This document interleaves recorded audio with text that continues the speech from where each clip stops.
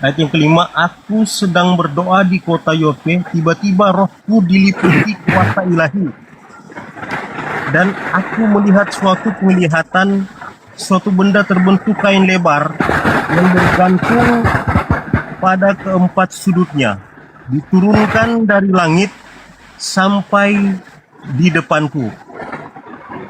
Aku menatapnya dan di dalamnya aku segala jenis binatang berkaki empat dan binatang liar dan binatang menjalar dan burung-burung.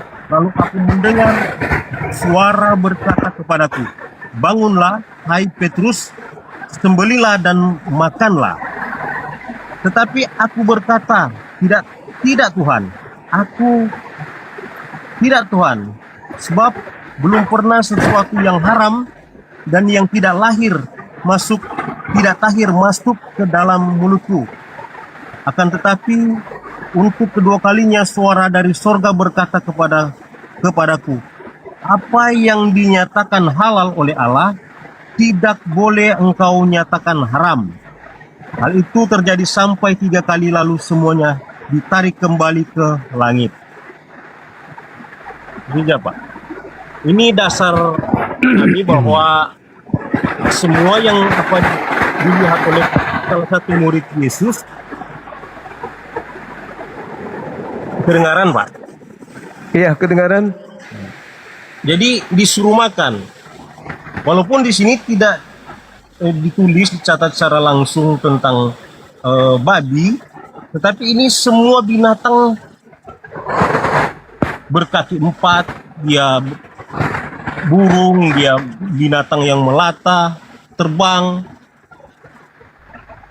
Jadi termasuk babi.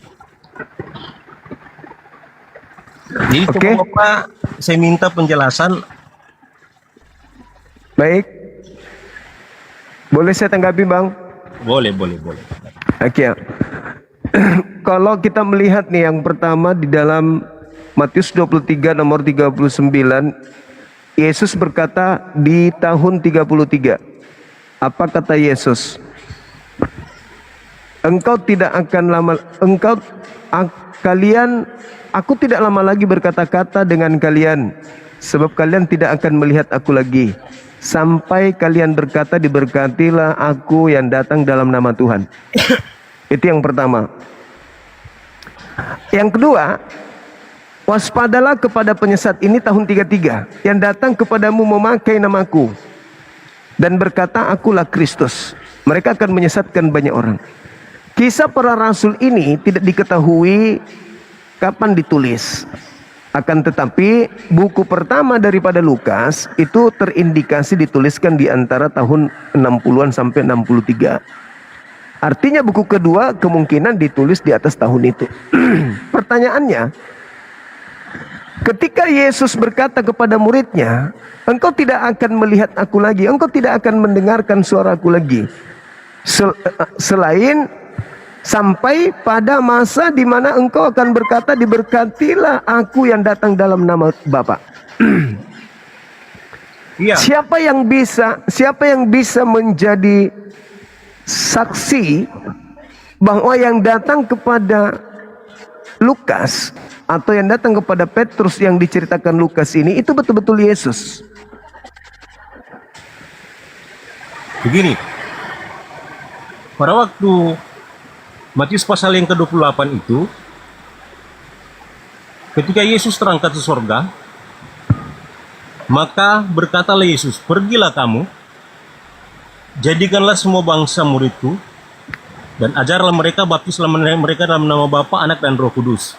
Dan ketahuilah, aku menyertai kamu senantiasa sampai pada akhir zaman. Jadi penyertaan Tuhan itu, penyertaan Yesus itu mutlak. Ini perkataan dari Yesus, bukan siapa. Ini Yesus sendiri yang bilang. Ngaku Yesus. Iya. Ngaku Yesus. Oke. Kalau menurut Anda, iblis itu bisa nggak menyertai manusia sampai kiamat? Iblis.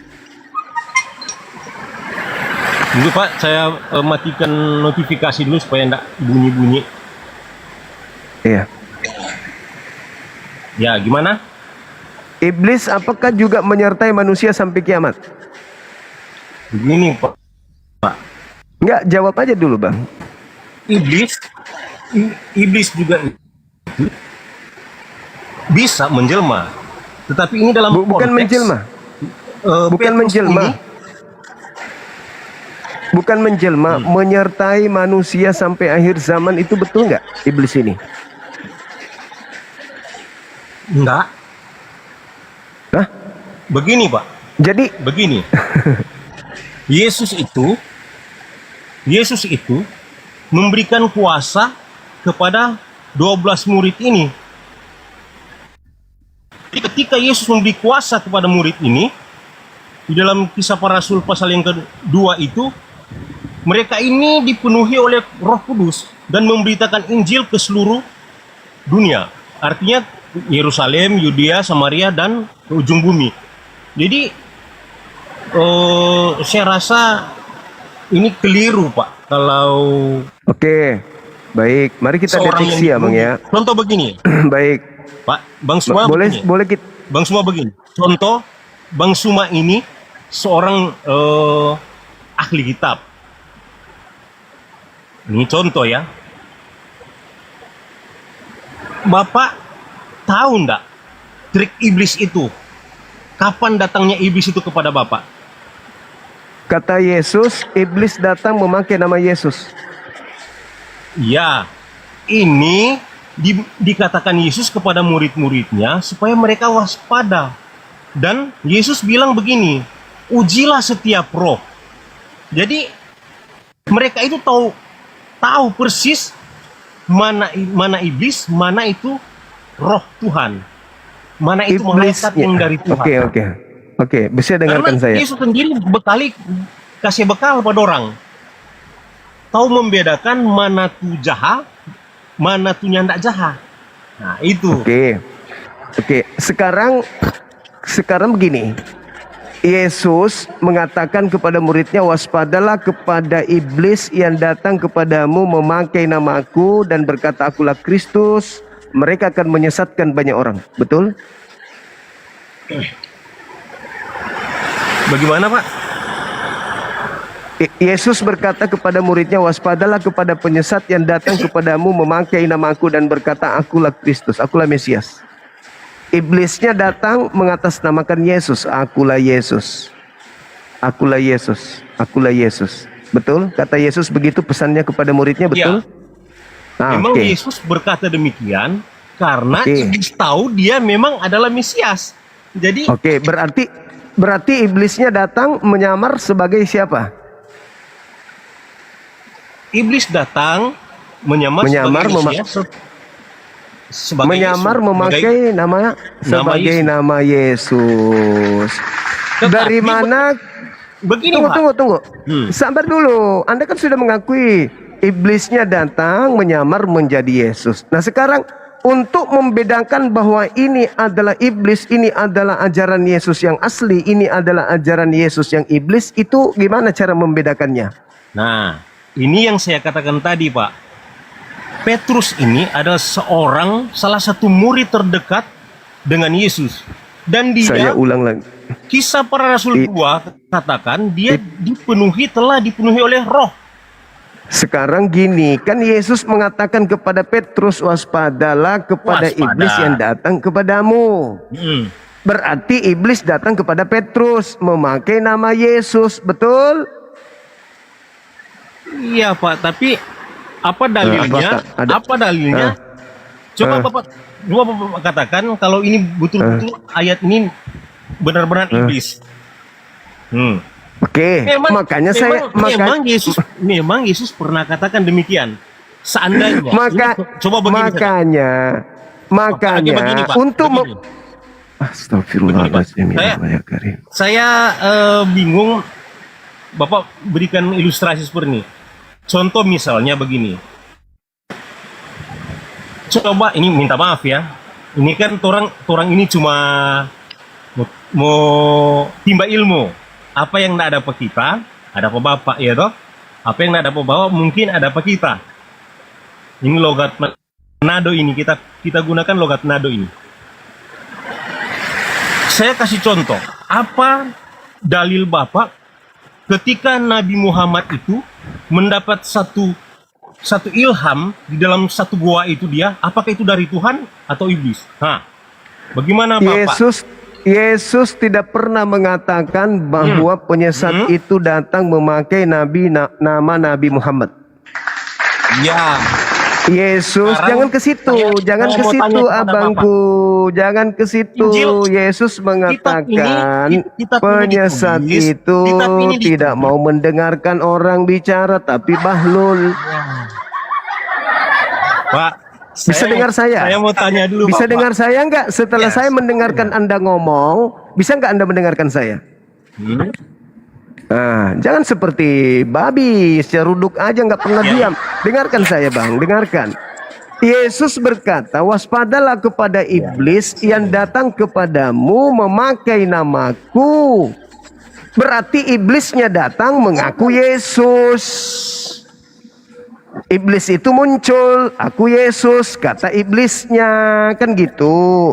Sekarang untuk membedakan bahwa ini iblis, ini Yesus, kita bedakan dari aspek mana?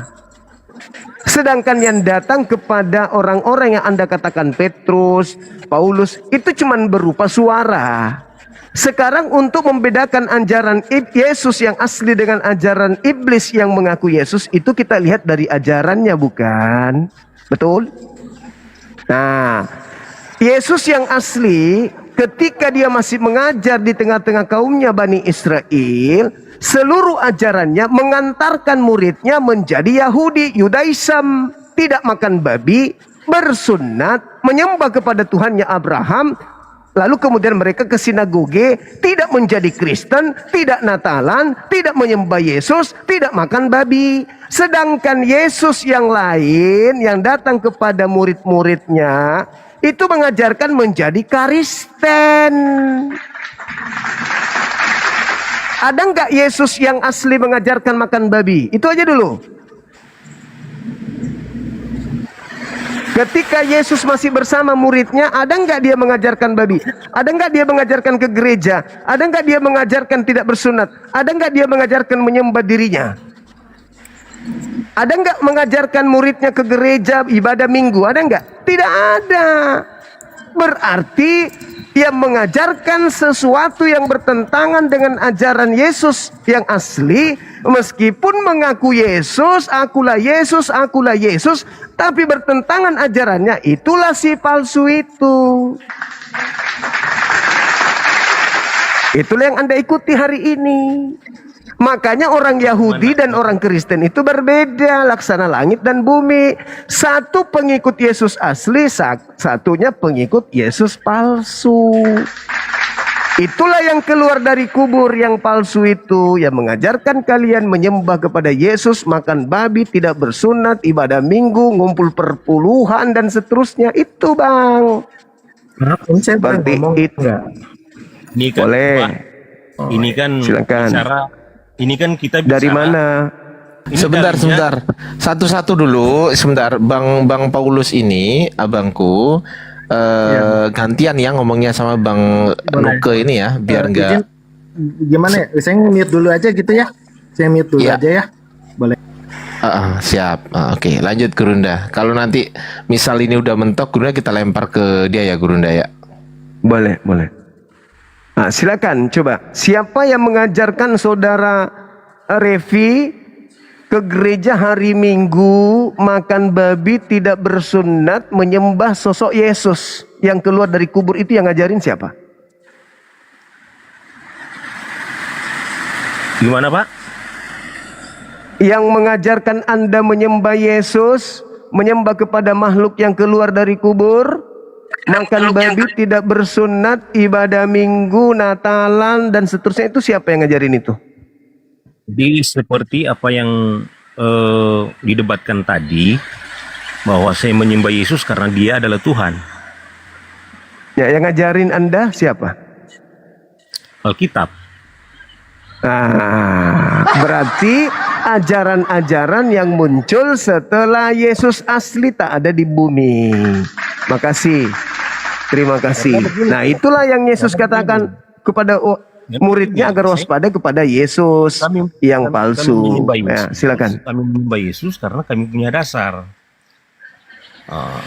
Dasarnya? Dasarnya Alkitab.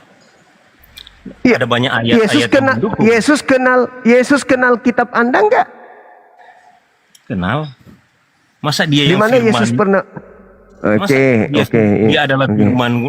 Oke, tolong tunjukkan di mana Yesus mengenal buku Lukas, Markus, buku Matius, buku Yohanes, Roma, Galatia, Filipi, di mana Yesus mengajarkan buku-buku itu? Gini, Pak. Ini kan ditulis oleh murid-muridnya. Aduh, Contoh begini. saya tidak tanya itu. Anda menuduh tadi Yesus mengenal buku-buku itu. Di mana Yesus memberikan legitimasi kepada buku-buku tersebut? Begini, Pak. Alkitab semua yang diilhamkan Allah itu adalah Allah sendiri. Tulisannya itu di gereja, Abang. Ajaran-ajaran seperti itu di gereja. Ini saya bertanya, di mana Yesus memberikan legitimasi terhadap kitab Anda yang mengajarkan begini, Pak. Anda menyembah Yesus itu? Di mana Yesus mengajarkan itu? Itu dasar saya katakan tadi, karena itu ada di dalam nubuatan-nubuatan di mana Yesus itu adalah Tuhan. Nubuatan di mana ada Yesus Tuhan? Di mana ada nubuatannya Yesus Tuhan, Abang? Di mana? Coba Gurunda, ini mungkin Bang Nuke ini masih mikir dulu Gurunda. Kita lempar ke Paulus biar agak berkembang Gurunda. Siap. Ya, nanti bisa bergantian ya, Bang Paulus Budiasa dengan Bang Nuke. Nanti bisa bergantian agar diskusinya berkembang, nggak stagnan di situ ya. Lanjut, silakan Gurunda. Oke, silakan Saudara Paulus. Mungkin sudah mendengarkan tadi bahwasanya saya mengatakan, andai saja seluruh perintah Yesus yang datang kepada Bani Israel itu dipraktekkan hari ini, tidak akan menghantarkan manusia ini menjadi Kristen, menjadi Katolik, atau apapun itu selain menjadi Yudaism. Tapi ketika mendengarkan perintah yang berasal dari makhluk yang keluar dari kubur yang berkata, pergilah kepada seluruh makhluk, jadikanlah dia muridku, ajarlah mereka melakukan segala apa yang kuperintahkan, baru orang bisa menjadi Kristen. Oke. Izin ya, Bang. Nah, silakan. Ya, izin ya, saya ngobrol ya, menjawab lah. Tapi sebelum saya menjawab, karena kan saya datang ini tengah-tengah nih, jadi saya kurang ngerti nih topik hari ini tuh aslinya apa sih, Bang, kalau boleh tahu. Jadi siapa yang dari saya dengar Abang ngomong ke Bang Revi itu udah mencar kemana-mana. Jadi topiknya apa sih hari ini? Maaf. Siapa yang berbicara di dalam Matius 28 nomor 20 itu? Oke, itu topik hari ini. Ini kalau misalnya ada typing itu karena saya lagi baca Alkitab ya, maksudnya buka Alkitab gitu ya. Oke, Matius 28 ayat 20 ya. Siap. Oke, saya baca dulu. Oke. Kita mulai dari 18 dulu, baru sampai ke 20 ya. Matius 28 ayat 18. Yesus mendekati mereka dan berkata, kepadaku telah diberikan segala kuasa di surga dan di bumi. Karena itu pergilah, jadikanlah semua bangsa muridku dan baptislah mereka dalam nama Bapa dan Anak dan Roh Kudus, dan ajarlah mereka melakukan segala sesuatu yang telah kuperintahkan kepadamu. Dan ketahuilah aku menyertai kamu senantiasa sampai pada akhir zaman. Jadi di sini udah jelas Yesus mendekati mereka dan berkata. Jadi Yesus yang bicara. Oke, baca nomor 20-nya. Ajarlah mereka melakukan segala sesuatu yang telah berarti sudah pernah diajarkan. Ya. Pernah nggak Yesus mengajarkan kemudian ke gereja menyembah dirinya? Kalau ini adalah Yesus. Oke, bentar ya. Jadi silakan. saya itu ada kebiasaan. Izin kalau misalnya Bang ada yang ngomong ke saya tuh saya ketik gitu, biar saya tuh nggak kemana-mana. Izin ya, saya ketik dulu ya. Jadi pertanyaannya adalah di mana?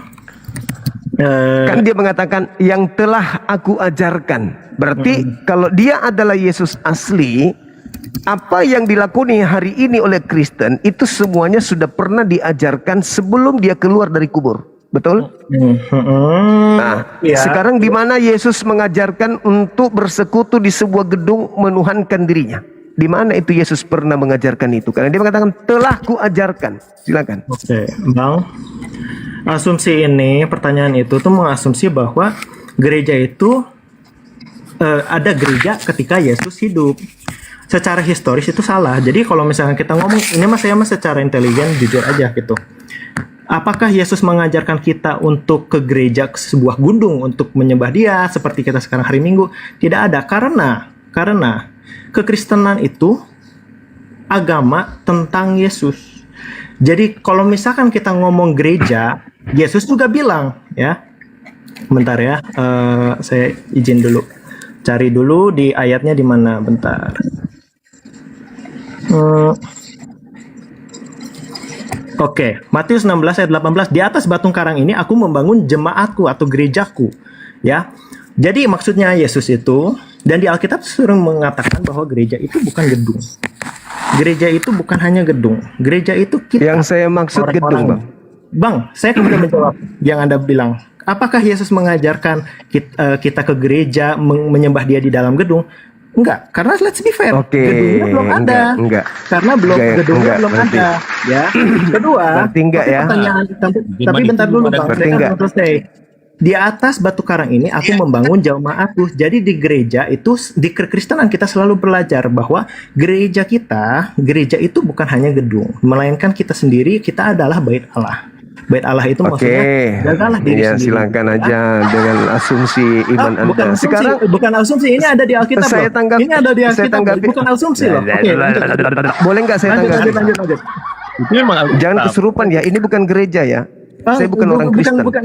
Saya bukan orang gak sopan. berakal yang tidak bisa dibodohi oleh siapapun. Ya. Bang, bukan gak asal. Ini ada di Alkitab, bukan dibodohi. Ini ada. Nggak ada urusan ada di Bible atau tidak ada di Bible. Caranya Anda bilang ngomong Alkitab, tapi ketika saya kuotasi Alkitab, kamu nggak menerima. Gimana Siapa caranya? bilang saya tidak? Yang tidak Ini menerima ada di siapa? Alkitab, kan? Saya kan Yang sudah tidak menjawab. terima siapa? Bang Juma, sekali lagi saya sudah menjawab. Betul nggak Bang Revi? Saya menjawab tidak? Menjawab tidak? Kalau Iya. kalau Anda sudah menjawab, saya nggak boleh ngomong. Oke, enggak sok sekali silakan. Makanya santai aja, santai. Anda Makasih itu sahabatku, aku siap. yang lucu. Diam Anda dulu. itu tidak kayak percaya, bencis. tidak menerima jawaban saya gitu ya. Diam. Ketika Anda tidak menerima jawaban saya, oke, Bang. Diam dulu. Kok kayak wanita? Diam dulu. Gantian kita ngomong apa sih? Ya, silakan. Kan di situ diterangkan segala sesuatu. Anda turun. Di bawah. Sorry, Anda di bawah. Kan sudah diterangkan di situ. Ajarlah mereka melakukan segala sesuatu yang telah aku ajarkan kepadamu. Ya kan gitu. Berarti Yesus sudah pernah mengajarkan orang-orang untuk berkumpul di sebuah tempat seperti yang kalian lakukan hari ini. Masuk ke gereja, ada pendeta, ada pastor, menyembah Yesus di hari Minggu. Pertanyaannya, di mana Yesus pernah memerintahkan hal itu? Di mana? Di mana Yesus pernah memerintahkan hal itu? Jangan cuma pamer gigi. Jawab dong. Masa Petrus kau bawa-bawa? Petrus mendirikan jemaat di atas batu karang. Jemaatnya orang-orang bersunat. Hari Sabtu ibadah mereka. Mereka bukan pemakan babi. Mereka dengar. Jemaat yang dibangun Petrus itu kumpulan orang-orang bersunat. Kumpulan yang Yesus, itu bukan kata Petrus. Iya, itu Yesus yang bilang. Itu kata Yesus di atas batu karang ini. Nah, jemaat yang dibentuk oleh Petrus itu kumpulan orang-orang bersunat, tidak makan babi. Bukan Petrus. Bukan dibentuk oleh Petrus, tetapi dibentuk oleh Yesus, karena Yesus sendiri yang bilang di atas batu karang ini. Nggak nyampe otaknya, susah. Otak Anda nggak nyampe. Yesus mengajarkan Petrus Karena itu untuk jawaban yang diberikan oleh teman-teman saya tadi. Coba Bapak tanggapi dulu ayat udah Anda 18 dibawa, ini. naikkan yang lain. Yesus mendekati mereka. Maaf, Anda dibawa, naikkan yang lain. Siap Gurunda, siap. Kan Yesus mengatakan di atas batu karang ini. Nah, apa yang didirikan di situ? Gereja katanya. Jemaat Yahudi. Anda baca di dalam Galatia 2 nomor 8. Petrus diutus sebagai rasul untuk orang-orang bersunat. Berarti jemaatnya yang dibangun oleh Petrus di atas batu karang adalah jemaat-jemaat bersunat. Pertanyaan saya, di mana Yesus mengajarkan berkumpul dengan orang-orang tidak bersunat, pemakan babi di hari Minggu menyembah Dia? Kalau yang keluar dari kubur itu betul Yesus, naik ke sini pamer gigi. Nggak nyampe otaknya Gurunda. Nggak nyampe otaknya. Gitu loh.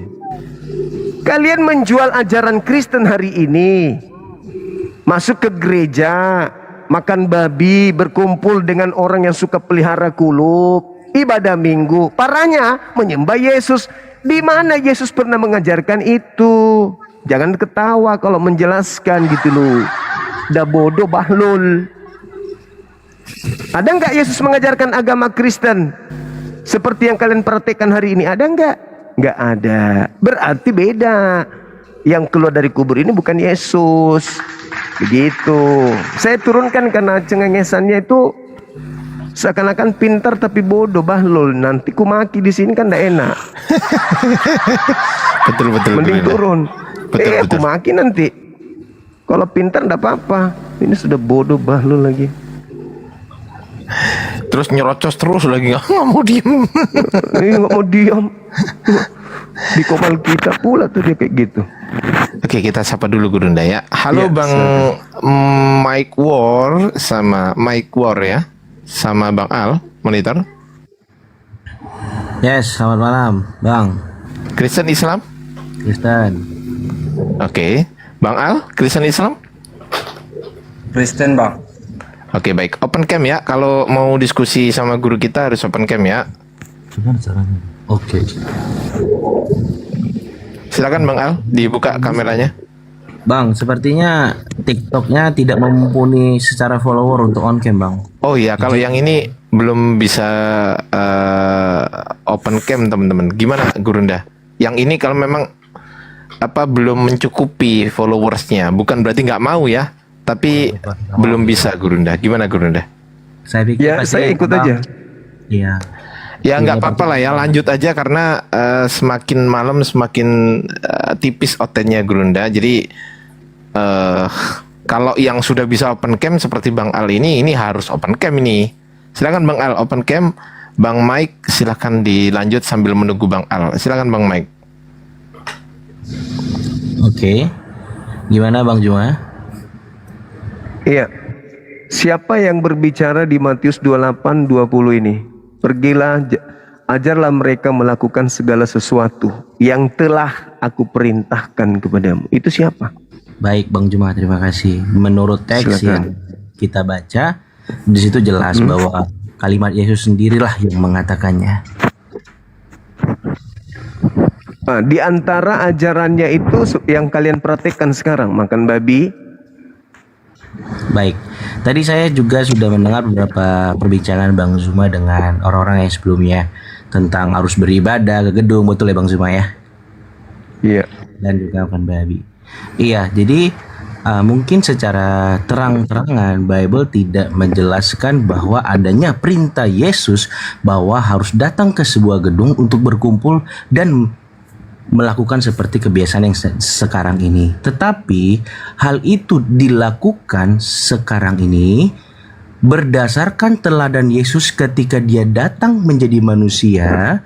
Dia langsung membuat sebuah persekutuan, Bang Zuma, persekutuan dengan murid-muridnya.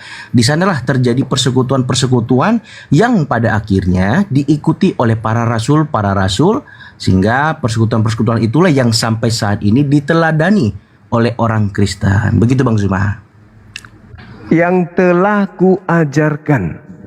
Betul. Artinya Yesus sebelumnya sudah mengajarkan. Betul. Di mana Yesus mengajarkan makan babi?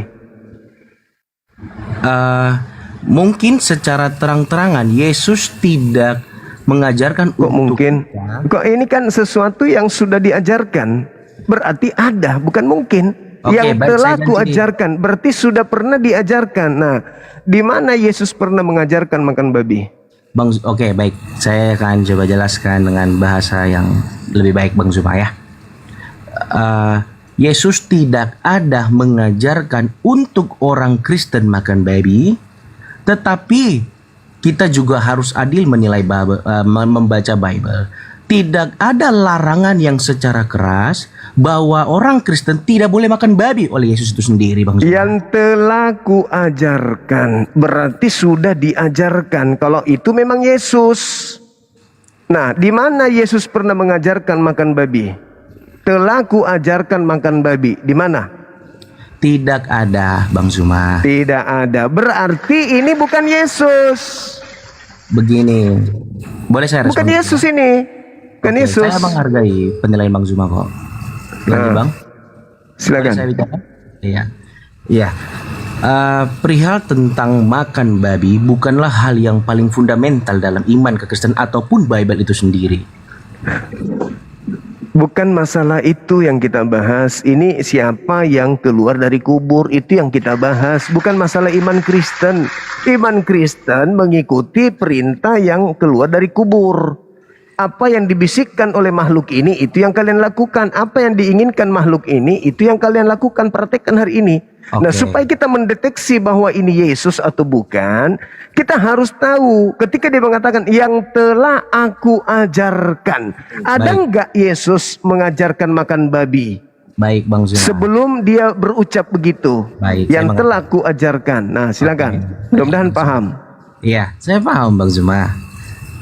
Sebenarnya kan perintah ini makan babi boleh atau tidak itu tidak ada di dalam Bible tentang pengajaran Yesus itu sendiri.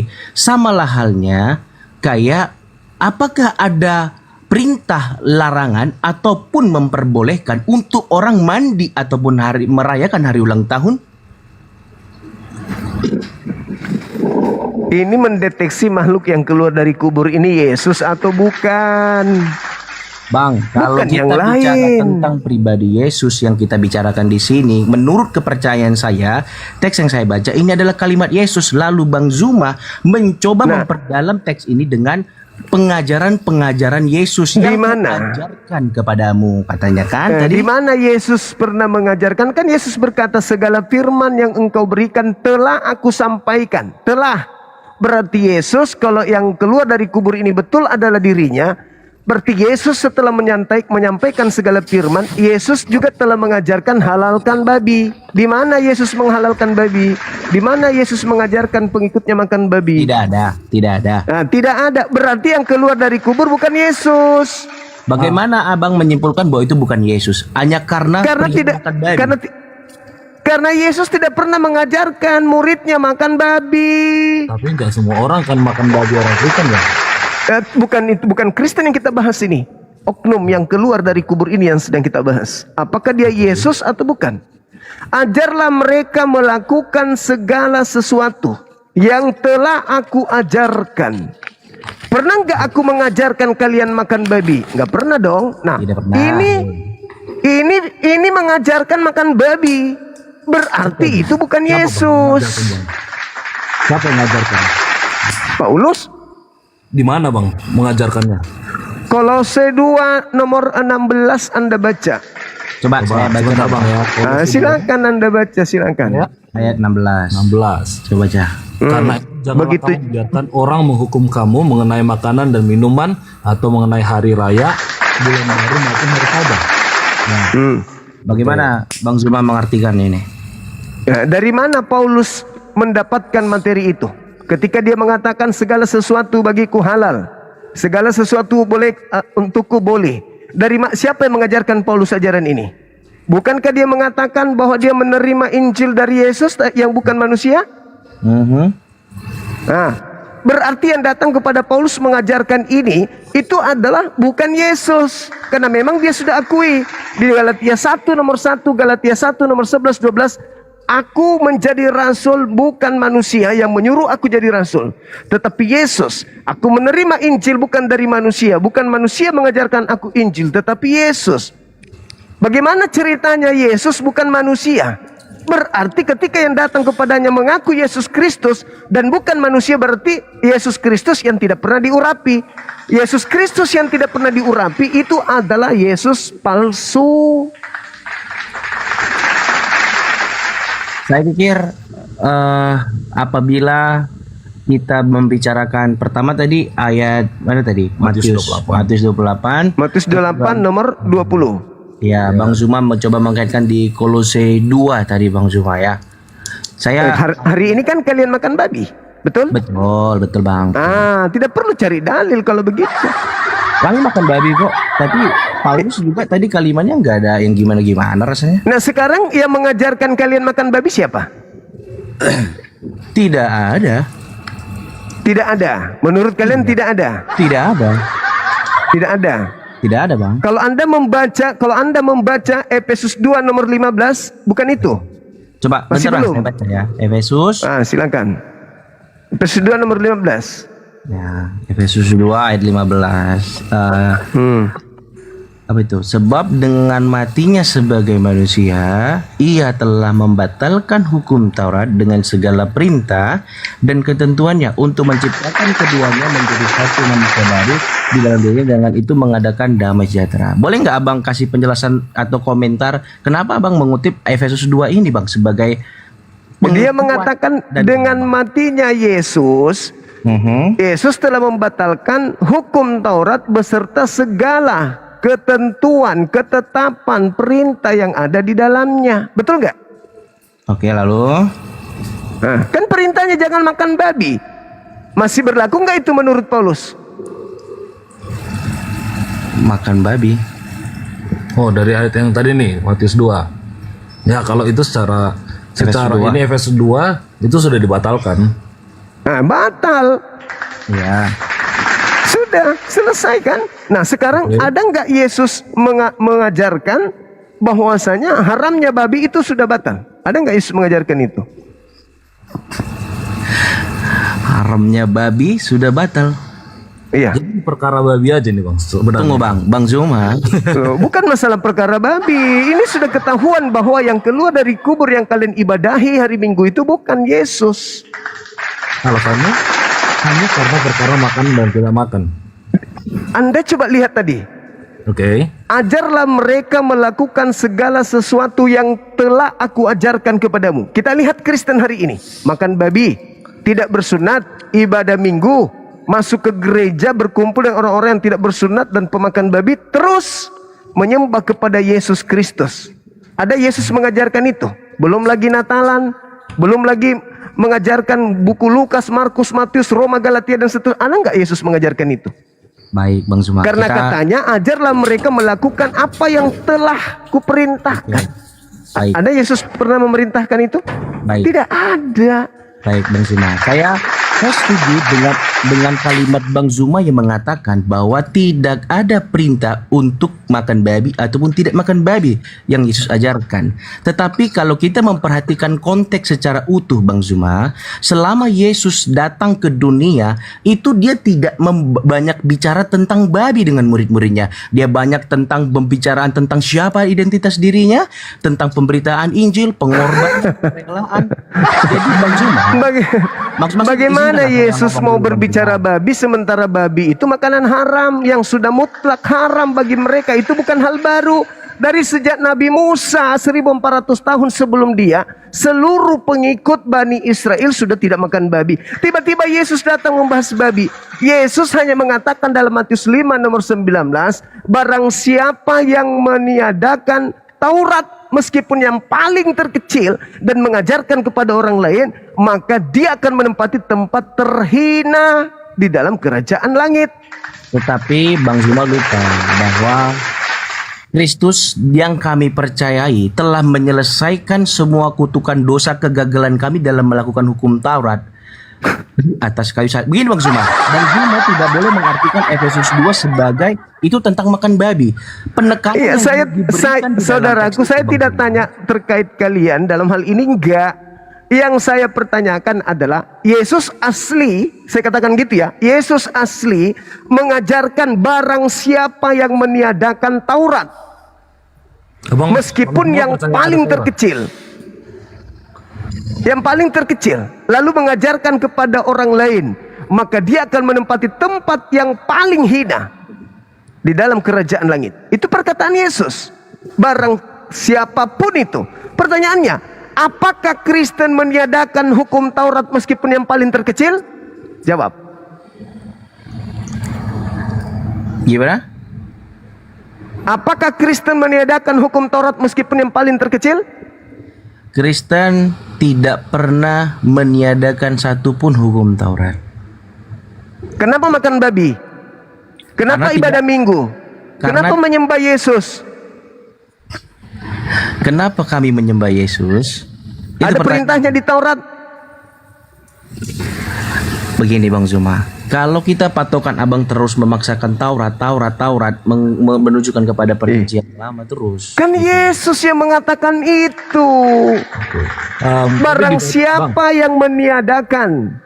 Pertanyaannya, apakah Kristen meniadakan Taurat meskipun yang paling terkecil? Jelas. Oke. Taurat Tapi ada juga- sunat, kalian tidak sunat. Aku Taurat sunat, Bang. Sabat, Sabtu, kalian Minggu. Taurat satu Tuhan Elohim, kalian mengertikannya dengan Yesus dan juga Roh Kudus. Taurat sunat, kalian tidak sunat. Taurat jangan makan babi, kalian makan babi. Masa tidak meniadakan itu? Oke, Bang, pertama. Terima kasih Bang ya. Tapi mengenai sunat, kebetulan sunat nih Bang. Berarti melanggar ajaran Paulus berarti kalau kalian sunat. Ya. Paulus itu melarang adalah- bersunat itu mengikutnya. pembicaraan lain, Pembicaraan Bang lain Zuma. lah itu dulu. Ya kan? Ya, Tapi coba, makanya. abang Bertentangan ada dengan juga, Paulus Bang. kalian. Bisa nggak bantu kami buka Matius 15 ayat 11 Bang? Apa katanya? Ya udah aku baca lah ya. Ya. Dengar dan camkanlah, bukan yang masuk ke dalam mulut yang menajiskan orang, melainkan yang keluar Oke. dari mulut itulah yang menajiskan orang. Oke. Oke, berarti kalian boleh minum kencing onta? Ya itu kan abang yang apa namanya tuh, yang prefer di situ Bang. Kami kan enggak. Iya, maksudnya tadi ini, Anda bawa dalil ini apa? Iya. Berarti orang Kristen boleh minum kencing onta, bukan najis? Ya kalau masalah boleh aja. Boleh. Kalau masalah Kalau boleh makan aja. tai, Masalahnya mau atau enggak kan gitu Bang. Makan Kalau tai pertanyaannya boleh, bukan najis. dibalikkan. Kalau pertanyaan dibalikkan. makan itu- kotoran manusia di Kristen boleh? Enggak najis? Oh. Kalau masalah boleh nggak boleh, tadi kan bisa Iya. misalnya kan boleh nggak boleh, bukan najis. Boleh kan? Najis. Boleh, Ya kan Yesus mengatakan Tidak bukan ada yang larangan. masuk ke dalam mulut. Ah, boleh, oke, boleh, Berarti- tapi mau boleh. nggak tuh orang itu? Itu kan ada kehendak Sekarang- bebas lagi kalau kita bicara. Tadi abang Sekarang- bilang manusia sekarang itu punya ada permasalahannya- kehendak bebas. Oh ya sorry. Oke, sekarang permasalahannya adalah apakah Matius 11 ini berbicara babi atau berbicara antara cuci tangan dan tidak cuci tangan? Jawab yang jujur. Kita lompat lagi nih Matius 11. Oke, mengenai Iya. itu bukan cuman bicara tentang apa namanya cuci tangan dan tidak cuci tangan, tapi pada bagian itu juga berbicara tentang bukan ya kan? Boleh Anda lah Bang, baca. saling menghormati nih Bang. Tadi abang Iya, ngomong enggak. aku diam. Tapi Anda menarasikan sesuatu yang tidak sesuai dengan konteks. Itu Sama, ya? berbicara mengenai teguran orang-orang Farisi kepada Yesus karena muridnya makan tanpa cuci tangan. Nggak ada babi di meja mereka karena mereka Ya, bukan Kristen. Iya, Kenapa Anda kaitkan dengan babi di situ?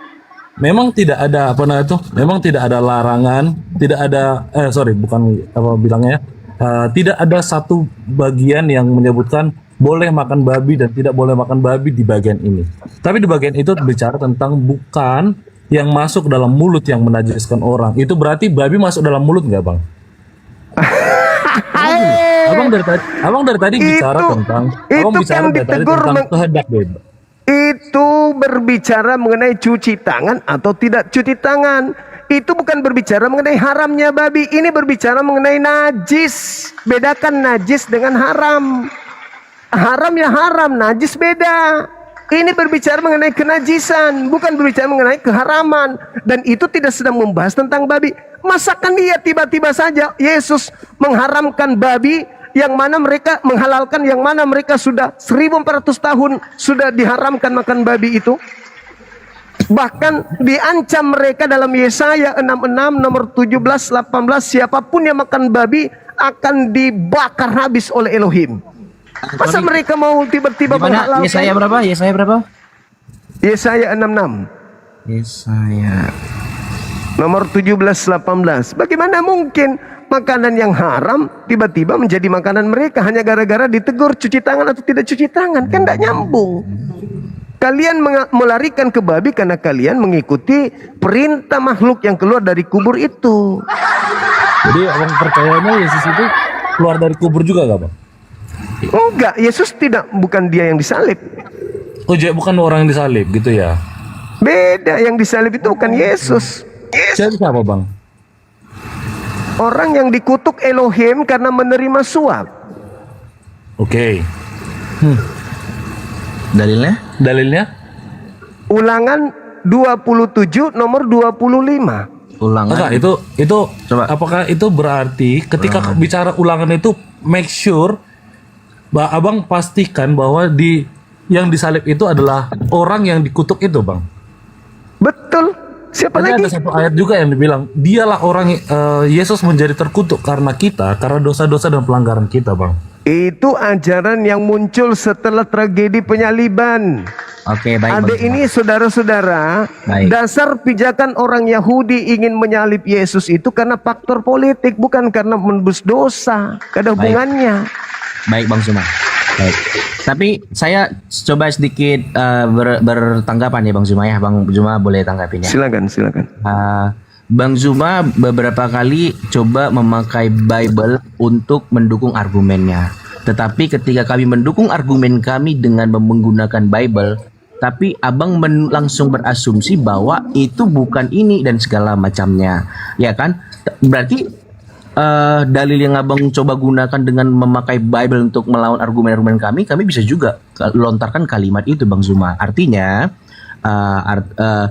kami pakai dalil firman Tuhan untuk mendukung argumen-argumen kami, ya kan? Dan layaknya tidak baiklah Bang Zuma langsung menudingkan dan berasumsi bahwa ini bukan kalimat ini, tapi sementara Bang Zuma pakai Bible untuk mendukung argumennya. Bedanya mau tahu?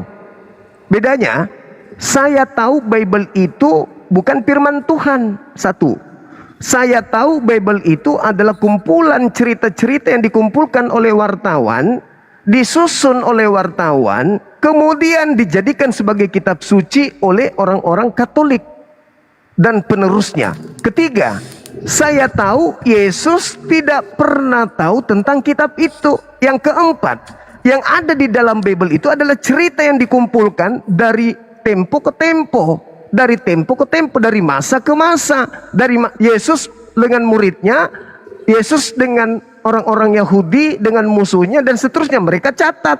Jadi saya mampu menunjukkan bahwa ini dalil untuk ini dalil untuk ini. Sedangkan Anda tidak, Anda sapu rata semuanya. Sapu rata Anda itu. Contoh, ketika Anda berbicara mengenai penyaliban, Anda nggak tahu kalau orang-orang Yahudi menyalib Yesus, itu latar belakangnya karena politik. Bukan karena dosa waris. Adapun dosa waris itu adalah cerita yang dibangun belakangan dengan mengambil kisah penyaliban itu sebagai tameng untuk dijual kepada Roma dan Yunani. Anda menghantam itu semua seakan-akan itu adalah satu runutan cerita yang berkesinambungan, padahal tidak. Coba, apa latar belakangnya orang Yahudi, imam kepala mahkamah agama menyalib Yesus? Anda tahu nggak? Tahu. Apa alasannya mereka ingin menyalib Yesus? Karena Yang pertama, kenapa mereka menyalibkan Yesus? Karena status sosial mereka merasa terancam karena Yesus memiliki banyak pengikut pada waktu itu. Dan yang kedua, benar kata Bang Juma, ada pergolakan politik di sana, ya kan? Tapi itu hanya sebatas mereka mengerti. Mereka tidak mengerti secara sepenuhnya kenapa Yesus ada dan kenapa Yesus disalib. Makanya firman Tuhan bilang Injil itu adalah kebodohan. Nah, oke. Anda mencoba berbicara begitu besar kepada imam kepala mahkamah agama, orang Farisi, ahli Taurat, sementara Anda Untung kalau bisa baca Ibrani. Berani berapa? Mereka ini ahli Taurat. Oh. Mereka ini orang Farisi, ahli tafsir. Coba, mereka adalah imam kepala mahkamah agama loh. Ya. Tapi Anda mengatakan mereka tidak ngerti. Anda yang ngerti. Yang hanya memiliki remah-remah dari Belanda yang diterjemahkan, direvisi, dikoreksi, dan seterusnya. Terus Anda berbicara sombong, Anda lebih tahu daripada mereka. Alamak. Saya bukan berbicara lebih tahu daripada mereka. Saya hanya mengutip kalimat Yesus yang pernah menegur mereka. Apa katanya? Dia menggunakan kalimat-kalimat hai ular beludak. Baru dia memberikan Itu Matius 23 karena penyaliban. Mereka disebut ular beludak dikarenakan mereka menyalib orang-orang suci mulai dari Habel sampai Zakaria. Maka Yesus mengutuk mereka. Baca nomor 32-nya, 33-nya. Bagaimana mungkin engkau bisa meloloskan diri dari api neraka? Sebab separuh dari para nabi yang diutus kepada kalian salibkan. Terus Kristen malah selamat dari penyaliban. Akibat menyalib Yesus kalian selamat gitu. Sedangkan Yesus keturunan dari para penyalib nabi-nabi itu disebut Yesus sebagai apa? Ular-ular keturunan beludak yang tidak akan pernah lolos dari api neraka jahanam. kan mereka pemuka agama. Nah, justru itu apalagi pengikutnya. Cobalah itu Anda bayangkan. Pengikutnya. Seorang imam kepala mahkamah agama. Kan Yesus mengatakan di Matius 23 yang Anda kutip nomor satunya. Orang Farisi, ahli Taurat sudah menduduki kursi Musa. Dengarkanlah setiap apa yang mereka katakan, tapi jangan kalian mengikuti pekerjaan mereka. Sebab mereka hanya menteorikan tapi tidak mempraktikkan hukum Taurat. Sama juga saya. Jangan kau ikuti Kristen. Kristen bisa ngomong Torah tapi tidak mempraktikkan, nonsen. Ayo. Bang Mike, boleh saya sedikit, Bang Mike? Silakan. Saya mau tanya Bang Juma, percaya nggak ada kebangkitan Yesus? Percaya semua orang manusia akan bangkit, tapi bukan bangkit di abad pertama kemarin ya. Yang bangkit menurut Yesus di abad pertama itu iblis. Butuh dalil? Berarti ada bangkit, justru ada kematian dong. La haula wala quwata illa billah. Iya kan, semua kita akan mati, lalu semua kita akan bangkit. Tapi pertanyaannya, apakah Yesus masih dikubur menurut Bang Juma? Yesus tidak dikubur karena dia tidak mati. Baca Lukas 22. Katanya tadi bangkit, sekarang tidak mati. Bangkitnya dari apa? Bangkit setelah dia datang kedua kalinya. Dia berada di bumi, bintang-bintang berjatuhan, matahari menjadi gelap. Bukan bangkit, itu turun. Orang mati, setelah dia mati baru bangkit. Logika kemana Bang Juma? Katanya tadi percaya bangkit, tapi tidak mati. Bangkit dari pertanyaannya. Itu bangkit dari kematian, tapi bukan sekarang, bukan di abad pertama, tuyul. Yesus akan datang kedua kalinya setelah dia ada di bumi. Bintang-bintang berjatuhan. Baca Matius 24 nomor 27, 28, 29, 30 dan 31. Mati Yesus. Kalau nggak percaya Yesus mati, kau baca 1 Korintus 15 nomor 28. Ya Bang Jumanya sendiri merasa yakin dan percaya nggak Yesus itu mati? Mati nanti kedatangan keduanya. Di momen yang dia dikatakan di Alkitab. Oh enggak, bukan Yesus yang mati. Oh, jadi Bang Juma nggak percaya Yesus sudah pernah datang jadi manusia ya? Yesus datang jadi manusia di tengah-tengah Bani Israel. Ini Abdullah atani alkitab wa ja'alani nabiyan. Hari ini telah lahir bagimu juru selamat manusia yang diurapi Tuhan di kota Daud. Manusia yang diurapi Tuhan yang datang pada saat itu. Lalu ketika dia datang, dia dimusuhin. Dari bayi dia sudah dimusuhin. Bayi bukan bangsanya yang memusuhinya. Ketika dia bayi, yang memusuhinya adalah bangsa Roma. Kenapa? Karena Roma sudah tahu ada Mesias yang akan lahir di tengah-tengah Bani Israel. Oke. Yang negara bangsa yang kita sedang jajah ini, Tuhannya menjanjikan kemudian baginya Mesias yang sama seperti Daud, Salomo, Gedeon, Hezekia, Musa. Jadi mumpung dia belum besar, kalau dia datang ada tanda-tanda Mesias itu sudah lahir, bunuh seketika. Baca Matius 2 lengkap. Oke, berarti dia udah mati waktu dia bayi, Bang. Nah, ketika dia bayi ingin dibunuh, dia lari ke Mesir bersama dengan ibunya. Dewasa baru datang. Makanya di Bible sejarah hidup dia dari kecil itu hilang. Nanti di usia 29 baru nongol. Karena dia di Mesir. Entah ngapain di sana. Habis itu balik kembali ke Yerusalem. Di sanalah dia melakukan penginjilan. Nah, setelah dia datang, musuhnya bukan orang luar bangsanya, tapi sudah bangsanya sendiri. Makanya Anda baca Yohanes 11:45 sampai 57, Yesus diusahakan dibunuh demi untuk menyelamatkan bangsa Israel dari Roma. Maka mulai dari saat itu mereka bersepakat membunuh Yesus. Coba Anda baca Markus 14 nomor 1, Matius 26 nomor 4, nomor 59. Markus 14 ayat 1. Ya, coba Anda baca. Hari raya Paskah dan hari roti tidak beragi akan mulai 2 hari lagi. Imam-imam kepala dan ahli Taurat mencari jalan untuk menangkap dan membunuh Yesus dengan tipu muslihat. Tipu muslihat. Oke. Terus Kalau ada nubuatan dia mati dari kitab lama, perjanjian lama, kenapa harus bikin tipu muslihat orang-orang itu? Baca Matius 24, 26 nomor 4, nomor 59. Mereka membuat tipu muslihat. Matius 24 26. 26. Jadi apabila orang berkata kepadamu, lihat. Sorry. Bukan, sorry. Matius 26 nomor 4. Oh, 26 nomor 4. Dan mereka merundingkan suatu rencana untuk menangkap Yesus dengan tipu muslihat dan untuk Tipu muslihat. Nomor 59-nya dari Matius 26. Oke, nomor 59 terbang.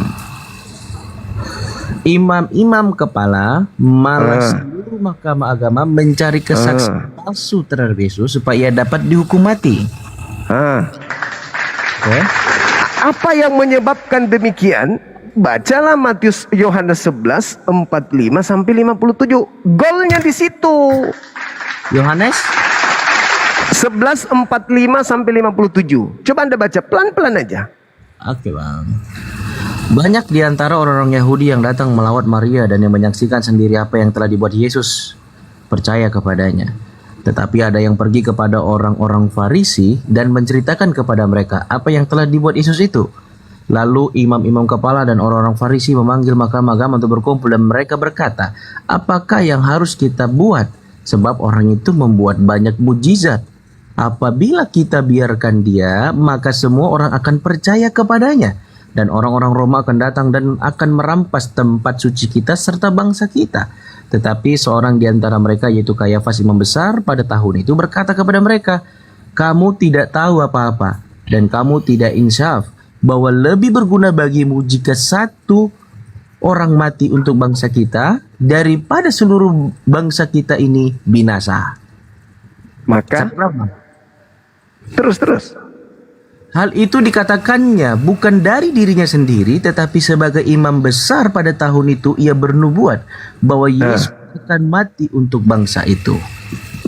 Dan bukan untuk bangsa itu saja, tetapi juga untuk mengumpulkan dan mempersatukan anak-anak Allah yang tercerai-berai. Mulai dari hari itu, mereka sepakat untuk membunuh dia. Karena itu, Yesus tidak tampil lagi di muka umum di antara orang Yahudi. Ia berangkat dari situ ke daerah dekat padang gurun, ke sebuah kota yang bernama Efraim. Dan di situ ia tinggal bersama-sama murid-muridnya.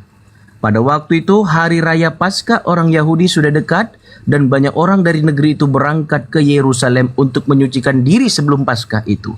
Mereka mencari Yesus dan sambil berdiri di dalam bait Allah. Mereka berkata seorang kepada yang lain, bagaimana pendapatmu? Akan datang jugakah ia ke pesta? Sementara itu imam-imam kepala dan orang Farisi telah memberi perintah supaya setiap orang yang tahu di mana dia berada memberitahukannya agar mereka dapat menangkap dia. Gimana? Ada nggak mereka ingin menyalib Yesus, membunuh Yesus karena dosa waris? Ingin nebus menyelamatkan orang-orang di luar Yahudi? Ada nggak? Nggak ada kan? Iya. Murni karena faktor politik. Sehingga Tuhan menyelamatkan Yesus dari keinginan orang-orang jahat. Baik Bang Zuma, saya setuju dengan kalimat Bang Zuma berdasarkan teks yang tadi kita sudah baca, bahwa tidak ada secara terang benderang ada kalimat yang mengatakan bahwa Yesus akan mati di atas kayu salib. Ya kan? Itu tidak ada kan? Betul ya Bang Zuma ya? Tapi mungkin Bang Zuma yang sudah mempelajari mungkin lebih banyak waktu daripada saya bisa memberikan sebuah penjelasan dan bukti yang jelas. Mana bukti daripada oke, Yesus telah mati dan seperti inilah matinya Bang Zuma. Yesus tidak mati, Bung. Yang ditangkap itu bukan Yesus. Mereka berusaha kemudian untuk melakukan apapun demi untuk menangkap Yesus. Tapi Yesus kan berdoa.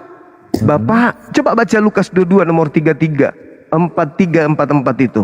Baca satu perikop. Lukas, Nah, coba Anda baca. Lukas 22 nomor 43, 44. Maka seorang malaikat dari langit menampakkan diri kepadanya untuk memberikan kekuatan kepadanya. Ia sangat ketakutan dan makin bersungguh-sungguh berdoa. Peluhnya menjadi seperti titik darah yang bertetesan ke tanah. Nah tuh, ketika dia berdoa di data sebelumnya 43-nya itu, dia biarlah cawan ini berlalu, tapi bukan atas kehendakku, tapi atas kehendakmu. Maka seorang malaikat dari langit memberikan kekuatan. Artinya Bapa sedang merencanakan menyelamatkan Yesus. Maka yang ditangkap bukan Yesus. Apa buktinya yang ditangkap bukan Yesus? Coba Anda lihat Lukas 22 tadi di data 6869. Orang-orang bertanya, apakah engkau Mesias, anak Tuhan? Oke, saya baca Bang Zuma ya. Nah, silakan. Dan sekalipun aku bertanya sesuatu kepadamu, namun kamu tidak akan menjawab. Mulai sekarang anak manusia sudah duduk di sebelah kanan Allah yang Maha Kuasa. Nah, itu siapa yang duduk di situ? Yang sedang disidang mahkamah agama? Kalau kepercayaan kami Yesus. Ya, lalu yang duduk di atas siapa? Di Di sebelah kanan yang Maha Kuasa siapa? Iya, Kan di sebelah dia kanan mengatakan, itu anak Allah Yesus. Yesus ada berapa? Kenapa? Yesus ada berapa? Yesus ada satu Bang Zuma. Yang berbicara mulai sekarang Yesus sudah duduk di sebelah kanan yang Maha Kuasa? Yesus. Yang duduk di atas sekarang siapa? Yesus juga. Berarti dua. Tidak begitu Bang Zuma. Lalu bagaimana? Ini kan Ditanya. Ini kan itu kalimat pernyataan yang akan terjadi nanti Bang Zuma. Di situ bahasa Yunaninya nun, sekarang, detik ini dia sudah duduk di atas. Kan ditanya, apakah engkau Mesias? Kenapa ditanya seperti itu? Karena mereka ragu, ini Yesus atau bukan sih? Yesus atau bukan sih? Apakah betul engkau anak Tuhan? Apakah engkau Mesias? Apalagi gunanya aku menjawab? Dan sekalipun aku bertanya, kau tidak akan mengerti. Kau tidak akan menjawab meskipun saya bertanya. Mulai sekarang Yesus sudah duduk di sebelah kanan Tuhan yang Maha Kuasa. Siapa yang menggantikan dia? Izin Bang, aku baca dari versi lain dari New English Translation, itu bahasanya bukan nun tapi itu berbicara tentang will. Sekarang Anda baca bahasa aslinya dong. Bahasa aslinya dong. Kan Yesus menggunakan bahasa apa? Oke, aku coba cari ya Bang ya. Nah, kalau secara abang pribadi, ketika Yesus ada di momen ini, abang percaya Yesus itu di mana? Sudah di atas, sudah di langit dia. Berarti dia tidak. Itu bukan Yesus. Berarti dia tidak mengalami Tidak kematian mati. dong. Dia enggak mati. Terangkat Berarti langsung percaya dia ke Yesus langit. itu Tuhan dong. Kok Tuhan? Karena gini, Bukan. Gini Bang. Kenapa jadi Tuhan dia? Enggak. Bukan gitu Bang Zuma. Elia naik ke surga juga, Henok juga naik ke surga, bukan Tuhan. Boleh nggak abang berikan dalil yang menunjukkan begitu keras dan jelas bahwa dia terangkat dan tidak mati? Anda baca Kisah Para Rasul 4:11 dulu. itu kan setelah penyaliban Bang. Kisah Para Rasul 4 Betul, ayat tapi 11. Ini berbicara Yesus, orang-orang yang ada di sana, murid-muridnya berbicara tentang Yesus. Dan itu iman saudara, inti iman Kristen itu di situ. Oke, Kisah Rasul 4 ayat 11 ya. Ya, Yesus adalah batu yang dibuang oleh tukang-tukang bangunan, yaitu Nah. kamu sendiri. nah, Yesus kan Dia telah menjadi batu kan? penjuru. Nah, bagus. Yesus berbicara dalam Lukas 24 nomor 44, aku memang harus pergi sesuai dengan apa yang tertulis tentang aku di dalam kitab Mazmur. Bukan di dalam kitab Galatia, Roma, Filipi, bukan. Tetapi di kitab Mazmur. Aku harus pergi meninggalkan dunia ini sesuai dengan apa yang telah tertulis tentang aku di Mazmur. Sekarang Anda baca Mazmur 118 nomor 17, 18, 19, 20, 21. Coba Anda baca. Bang Juma, aku tadi lihat kembali Lukas 22 ayat Lukas 22 ayat 69 tadi Bang ya. Ya. Di situ pakai kata nun the stay, now on also will be, now will be. Jadi ada pernyataan saat itu, mulai dari saat ini aku akan melakukan ini. Ngerti nggak? Bang? Melakukan apa? Melakukan apa sementara dia masih di situ sampai salib, sampai mati, bahkan sampai 3 hari dikubur. Sedangkan dia mengatakan nun sekarang. Iya, itu bahasa yang seperti ini. Mulai dari sekarang, contoh gini Bang ya. Mulai dari sekarang. Kenapa ada kata Ini aku begin? Nggak pakai ada. analogi ini Bang. Pakai bahasa yang ini aku paham di sini. Mulai dari sekarang aku akan makan sehat. Apakah sudah saat itu sudah langsung makan sehat Bang? Kan enggak. Pemakaian Kalau dia berada di situ, ini dia di langit. Dia menyebut tempat. Dia menyebut tempat. Iya.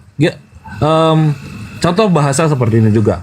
Mulai dari sekarang saya hanya akan pergi ke daerah Jawa. Apakah dia sudah di Jawa? Saudara, dia Apa tidak mengatakan penggunaannya di sini, saya. Bang?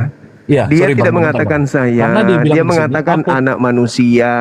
Iya betul Bang. Di sini ditulisannya apotou nin dst. From now on also will be. Jadi Dia menyebut pernyataan anak itu manusia. bahasa Indonesia sehari-harinya gini Bang. Mulai dari sekarang aku akan bersiap ke sana. Karena itu bahasa konjugasi yang bahasanya itu apa sih itu menjelaskan dia akan ke sana ketika keputusan itu sudah keluar. Itu sama seperti bahasa ini Bang. Mulai dari saat ini ada seorang yang didakwa dan bilang, mulai dari saat ini aku akan masuk penjara. Apakah sudah masuk penjara? Belum kan? Dia mengatakan mulai sekarang anak manusia sudah duduk, sudah Ini duduk. Teks asli Bang. Ini abang tadi bilang pakai teks asli. Bahasa Aku- Inggris mah itu Ini bahasa pakai Inggris. Ini pakai apa namanya itu bahasa Yunani. Apotou nin dst. Ya. Dikatakan di situ dalam bahasa Inggrisnya from now on also will be there. Itu bahasa Inggrisnya Bang. Abang tadi kan bilangnya pakai bahasa ini Yunani. Iya, Yang mulai kita coba sekarang, bahasa mulai Yunani sekarang juga kata coba. dia, mulai sekarang dia anak manusia sudah duduk di atas. Iya, Sudah duduk di atas. Iya Bang, sama seperti yang aku tadi bilang. Seorang terdakwa. Gimana ceritanya? Analoginya bahasa ini seperti ini Bang. Ada seorang terdakwa yang dia sudah diputuskan untuk mati, contohnya hukuman mati. Oke? Dia berkata, mulai dari sekarang aku pasti akan menerima hukuman mati itu. Pertanyaannya, sudah mati nggak Bang? Itu bukan berbicara mengenai tempat. Yang satu itu ada di keputusan, bumi, Bang. Tadi yang satu ada di langit, di waktu yang bersamaan. Berarti dua oknum yang berbeda. Jangan dipaksakan. Ini loh Bang. Oke, baiklah Bang Suma. Dalam hal ini abang punya tafsiran, kita juga punya tafsiran, and lebih respect lah. Ya Nah, kan? sekarang kita kembali yang tadi. Kembali yang tadi aja, Yang Bang, Anda- yang mati tadi, mati Yesus tadi. Coba Anda baca Mazmur 118 nomor 17 sampai seterusnya. Kan dia mengatakan Mazmur 118 ayat. nomor 17 mulai. Oke. Aku tidak akan mati, tetapi hidup. Dan aku akan Siapa itu? menceritakan perbuatan-perbuatan Tuhan. Ya kan? Dan yang Ini Daud punya ya? Ya, kan itu rujukan Yesus tadi. Tadi katanya Yesus itu batu karang. Dan dia mengatakan, aku memang harus pergi sesuai dengan apa yang tertulis tentang aku di kitab Mazmur. Nah, Anda baca tuh 118 nomor 17, aku tidak akan mati. Coba dibaca terus deh. Coba dibaca terus. Oke, aku tidak akan mati tetapi hidup dan aku akan menceritakan perbuatan-perbuatan Tuhan. Tuhan telah menghajar aku dengan keras, tetapi Ia tidak menyerahkan aku kepada maut. Terus? Bukakanlah aku pintu gerbang kebenaran, aku hendak masuk ke dalamnya, hendak mengucap syukur kepada Tuhan. Inilah pintu gerbang Tuhan, orang-orang benar akan masuk ke dalamnya. Aku bersyukur kepadamu sebab engkau telah menjawab aku dan telah menjadi keselamatanku. Batu yang dibuang oleh tukang-tukang bangunan telah menjadi batu penjuru. Nah, itu siapa? Itu Yesus. Nah, yang tidak mati tadi siapa? Yang tidak mati. Aku tidak akan mati. Oke, Yesus. Itu siapa? Nah, Yesus. Berarti yang mati di salib siapa? Oke. Yesus juga. Saya Dua menghargai. dong. Oke, saya menghargai penilaian dan cara Bang Zuma untuk mentafsir. Tapi adil nggak sih menurut Yesus yang mengatakan, Yesus lo yang mengatakan, aku memang harus pergi sesuai dengan yang tertulis tentang Baik. aku. Ada 3 loh dalilnya. Baik, Bang Zuma. Dia mengatakan begitu. Termasuk Lukas 22 nomor 22. Dia pergi sesuai dengan yang sudah tertulis. Berarti rujukannya kepada kitab Perjanjian Lama. Dan dia menyebutnya loh di situ. Taurat, Mazmur, dan kitab Nabi-Nabi. Berarti rujukan kita untuk berbicara Yesus tinggalkan dunia ini harus merujuk kepada apa yang Yesus jadikan referensi. Bukan Paulus, surah-surah Paulus bukan. Baik, Bang Zuma. Siap. Saya respect dengan semua tanggapan Bang Zuma dan ini pelajaran untuk saya, ya kan? Saya senang dengan diskusi kita hari ini, tapi rasanya adil dong Bang Zuma kalau saya memberikan sebuah pernyataan bahwa tidak ada secara eksplisit tentang kematian Yesus seperti apa. Itu kan tidak ada kan ayatnya, bahkan Bang Zuma sudah mengutip banyak ayat bahwa itu tidak secara jelas bahwa Yesus mati di mana, seperti apa dan segala macamnya. Jadi rasanya tidak salah dong saya Bang Zuma kalau saya masih tetap mempercayai bahwa dan memilih Yesus itu mati di atas kayu salib karena tidak ada ayat yang begitu jelas yang menunjukkan seperti apa Yesus itu mati. Begitu Bang Zuma ya. Saya thank you banget. Oke, Bang, izin Bang, satu lagi nih Bang. Aku masih agak Siap. geli tadi dengan apa sih namanya? Lukas 22:69 tadi tentang mulai dari silakan. sekarang anak manusia akan duduk di sebelah kanan Allah yang Maha Kuasa. Bang, menurut Abang, apakah itu berarti Allah itu dia punya tubuh? Dan apakah di surga itu punya kursi? Kalau POV dan juga pola pikir yang Abang tadi sampaikan ada 2 tempat yang bersamaan. Maksudnya apa ini? Gini, ada Kan Yesus Yesus diangkat ke langit. Oke. Nah, Diangkat dia ke langit, bukan Abang. Allah. Kenapa dia jadi Tuhan? Hah? Kenapa dia jadi Tuhan Di setelah POV Abang, di POV Abang, apakah Allah itu punya bentuk fisik, Bang? Enggak. Lalu ketika Abang membahas tentang Lukas 22:69, Abang tadi menyampaikan bahwa dia duduk di sebelah kanan, berarti dia di atas. Gitu ya, Bang ya? Apakah Itu yang tertulis fisiknya Yesus itu di atas juga, Bang? Iya. Bersama dengan Allah. Gitu. Iya. Benar. Gitu. Iya. Tapi kalau duduk di sebelah kanan Allah itu diartikan secara fisik, apakah Allah itu punya tubuh dan kursi, Bang? Pertanyaannya. Oh, enggak. Yesus itu kursinya di mana? Maksudnya itu dia terangkat kepada Allah, menuju kepada Tuhannya. Menuju kepada Tuhannya itu bukan berarti bersama dengan Tuhan duduk berdampingan. Maksudnya dia berada di bawah kuasa Tuhannya, di Oke, dalam itu bahasa perlindungan metafora berarti, Bang. Tuhannya. Itu bahasa metafora Ya, berarti. betul. Berarti kalau aku Tapi menjelaskan Yesus secara betul-betul metafora, terangkat. ya berarti kalau aku menjelaskan secara metafora dengan gaya yang Abang sampaikan tadi, benar dong. Apa itu? Loh, yang tadi yang aku bilang bahwa dia Nah, ini kan sama seperti ini kan bahasa berbicara tadi, yang Anda tanya kan duduk dan kursi. Oke, tadi tadi aku tanya gini. Tapi terkait dengan terangkatnya ya terangkat beneran. Itu Oke. bukan metafora. Terangkatnya Yesus itu benar-benar terangkat. Apakah dalam satu ayat itu menurut abang bisa dalam artian metafora dan tidak metafora dalam waktu bersamaan? Oh, nggak bisa. Nggak Ya, bisa. Kenapa?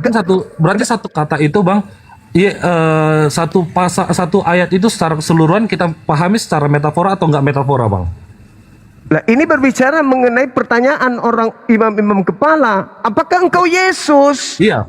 Jawaban Yesus Nah, itu. terus apa? Jawaban Yesus itu Jawabannya apakah Yesus metafora? sudah di atas. Iya. Apakah Jawabannya jawaban sudah di Yesus atas. itu di situ metafora atau tidak metafora, Tidak, bang? tidak metafora. Kalau tadi- Yesus tadi betul-betul abang- sudah tadi abang- di atas.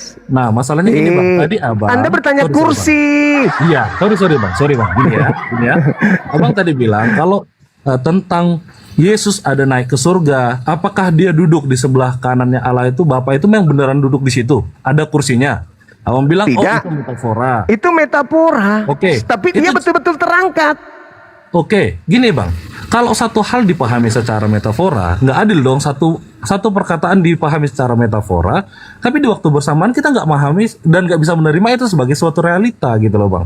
Masalahnya yang ditanya ini memang bukan Yesus. Anda memaksakan Yesus. Anda memaksakannya Yesus. Sekarang begini, Menurut Bung. abang- Sekarang menurut begini. Abang siapa? Sekarang Siapa begini. ini bang? Namanya siapa? Kalau Yudas. ya, jelas itu. Yudas Iya, ada, jelas Yudas ada dijelaskan di Alkitab juga yang sama-sama Iya, kita cerita kutip. yang muncul belakangan. Sekarang bahkan begini. betul ada artinya, Sekarang Bang. begini. Oke. Sekarang begini. Paulus mengatakan Kristus telah menebus kita dari kutuk hukum Taurat dengan jalan menjadi kutuk karena kita sebab ada tertulis. Oke, Di mana Bang. tertulis? Tadi kita apa namanya itu fokus di satu bagian ini dulu deh. Kita fokus di satu bagian Bila, ini dulu. kan saya Nah, ingin dari tadi membuktikan bahwa itu dari Yudas. tadi abang, iya. Saya ingin membuktikan itu Yudas. Kenapa Anda membatasi? Oke, Saya ingin coba. membuktikan bahwa yang disalib itu bukan Yesus. Oke. Nah, sebab ada tertulis terkutuklah orang yang digantung di atas tiang salib. Anda percaya? Anda percaya dalil itu? Nah, itu tertulis di mana? Kalau yang disalib itu terkutuk, di mana tertulis? Di Ulangan tadi abang udah sampaikan. Nah, Ulangan 21 nomor 22-23.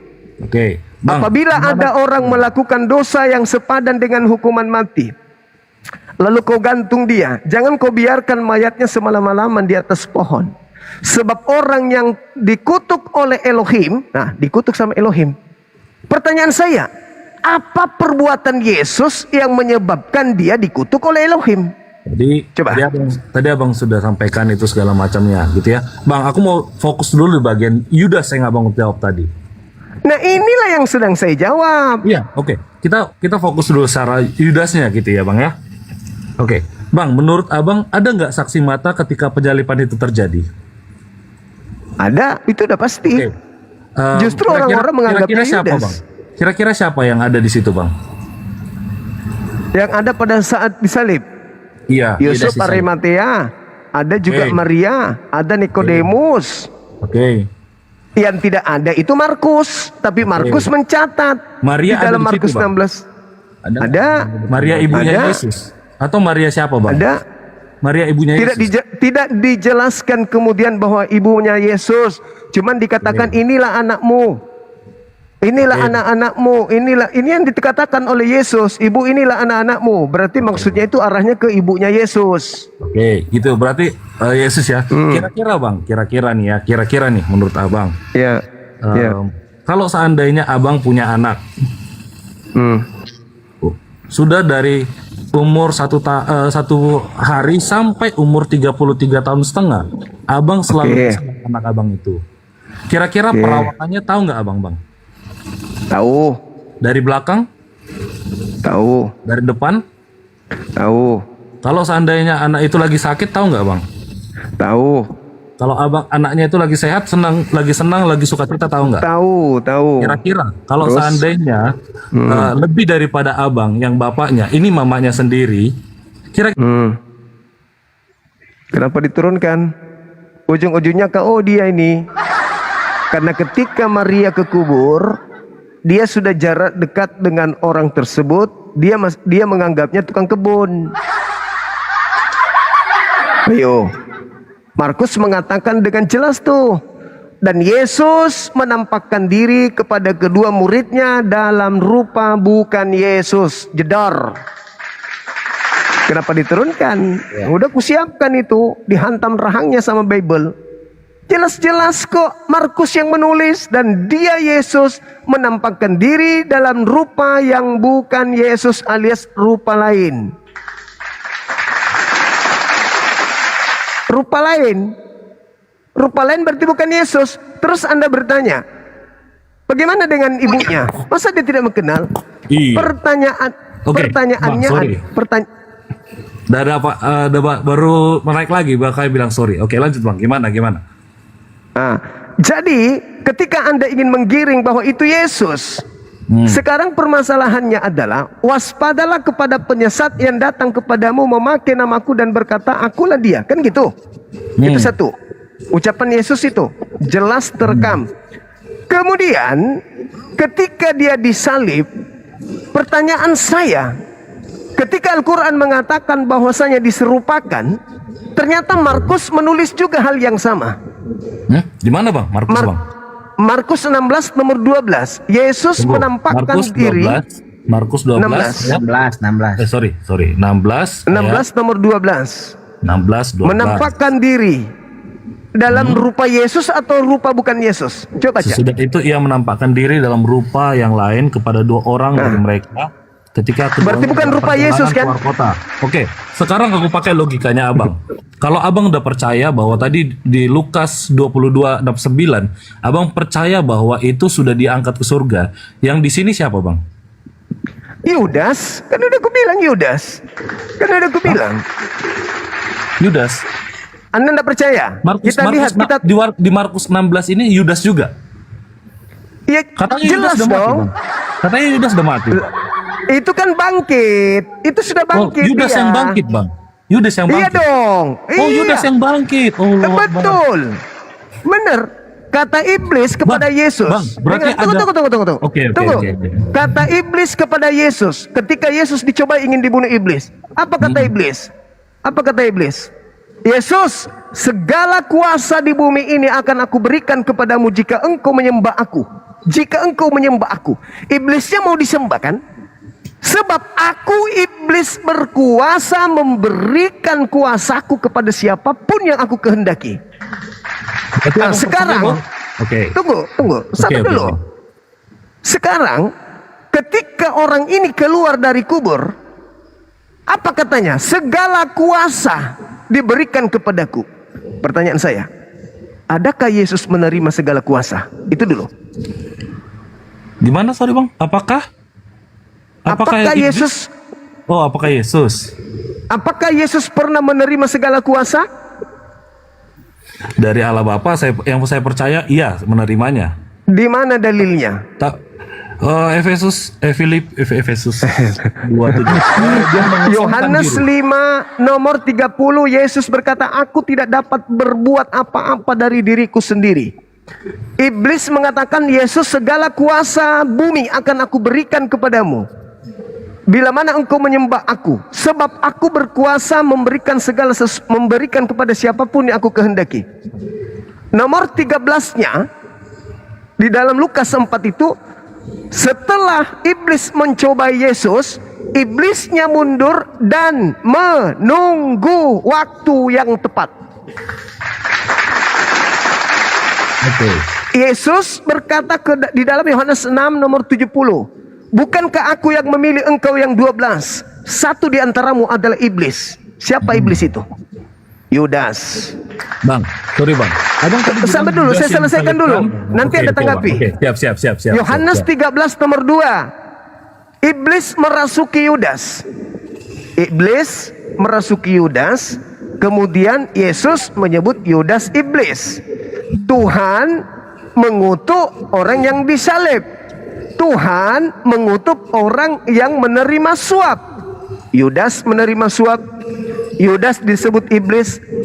Terus kemudian yang menerima kuasa iblis itu adalah Sesuai dengan pernyataan iblisnya, segala kuasa akan aku berikan kepadamu jikalau engkau menyembah aku. Keluar dari kubur, apa katanya? Segala kuasa telah diberikan kepadaku, pergilah ke seluruh dunia. Siapa ini yang menerima kuasa dari iblis? Yesus. Yesus yang menerima kuasa dari iblis. Enggak. Nah, sudah. Kenapa permasalahannya sekarang? Kenapa saudara-saudara pingin kali Yesus mati? Ada apa?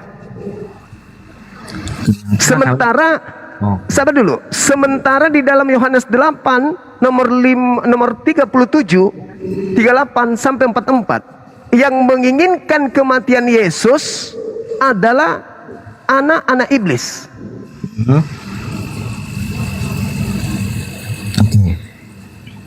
Kenapa bisa Anda menginginkan kematian Yesus sampai begitu kekeh mempertahankan itu?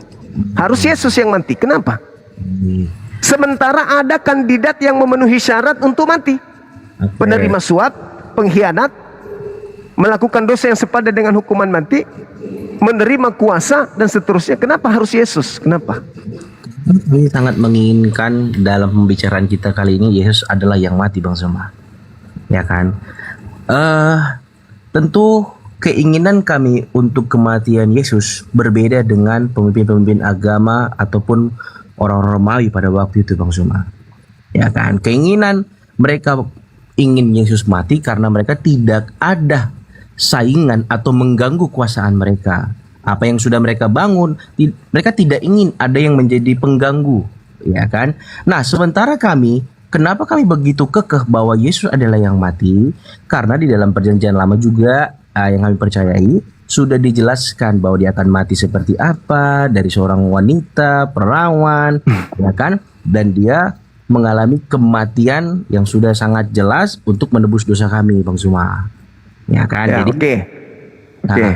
Baik. Sekarang yang menyalib Yesus ahli Taurat, mahkamah agama, imam kepala mahkamah agama. Pengetahuan mereka tentang kitab yang Anda comot untuk penyaliban Yesus tinggi mana? Oke, Bang. Dengan Bang, kalian. Aku kembali kepada logika yang tadi dulu deh. Oh, kamu mau jawab dulu? Oh ya udah. sebenarnya setinggi-tinggi apapun ilmu orang pasti mempunyai cacat celah, Bang Suma. Sekarang coba Anda kan baca sendiri, imam kepala melakukan kesaksian palsu, tipu muslihat, iblis turun tangan merasuki Yudas, Yudas harus berkhianat, mereka harus bersepakat melakukan segala upaya membunuh Yesus, tapi ternyata sudah ada nubuatannya. Kenapa Kayafas bernubuat kalau begitu? Maka mulai tahun itu imam kepala Kayafas bernubuat. Dan apa yang dikatakan Kayafas bukan dia katakan dari dirinya sendiri. Lalu dari mana? Dari Tuhan. Coba, kenapa harus Kayafas imam kepala mahkamah agama ini bernubuat? Boleh nggak ayat Kayafas yang bernubuat, Bang Jum?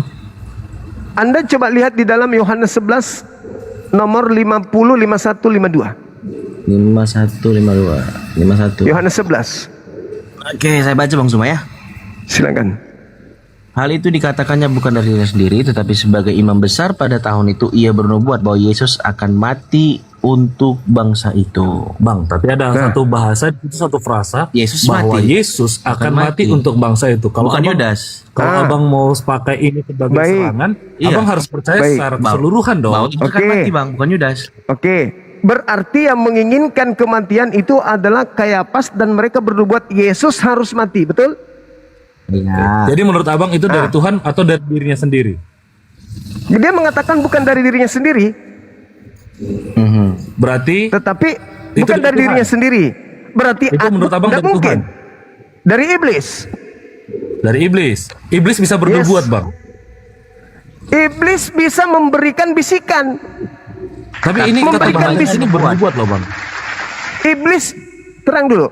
Iblis yang mengajarkan kemudian Kayafas sehingga dia melakukan tipu muslihat, kesaksian palsu. Itu Tuhan atau iblis? Oke. Ayo, iblis atau Tuhan? Tunggu dulu. Jawab dulu. Ini kita main asumsi jadinya, Bang. Gak ada dasarnya nih. Loh, saya bertanya sama saudara, apakah Tuhan yang mengajarkan manusia melakukan tipu muslihat? Tidak. Ah, berarti siapa? Tapi kalimat Cikayafas ini benar, Yesus yang mati. Tunggu dulu, kalau iblis yang menginginkan gimana? Iblis Iya. pasti menginginkan. Menginginkan. Oke. Ah, itu berarti iblis. Sekarang permasalahannya, ada tidak Tuhan di dalam perjanjian lama mau membunuh orang benar demi menyelamatkan para pendosa? Ada nggak? Ada nggak? Ada nggak keinginan Elohim membunuh orang benar demi untuk menyelamatkan orang-orang berdosa? Ada nggak?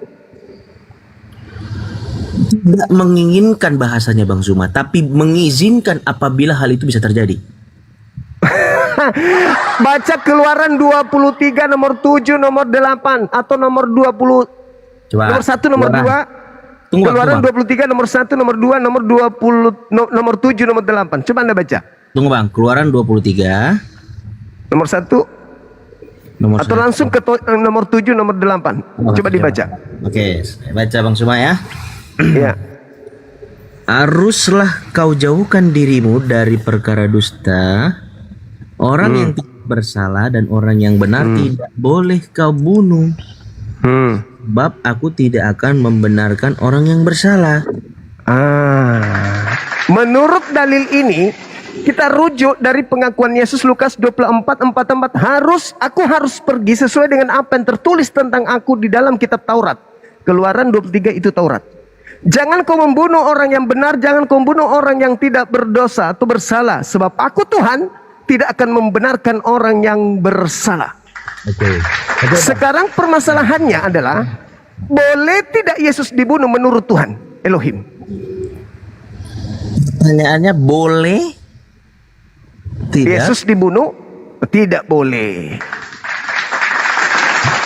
Bisa nggak Tuhan, sabar, bisa nggak Tuhan mengutus malaikat untuk menyelamatkan Yesus dari upaya pembunuhan? Bisa. Bisa. Tapi dia tidak melakukan karena ada tugas yang lain, ada tujuan yang lain. Itu maumu. Bukan mauku Bang, itu kata semua penjelasan Kata firman. siapa?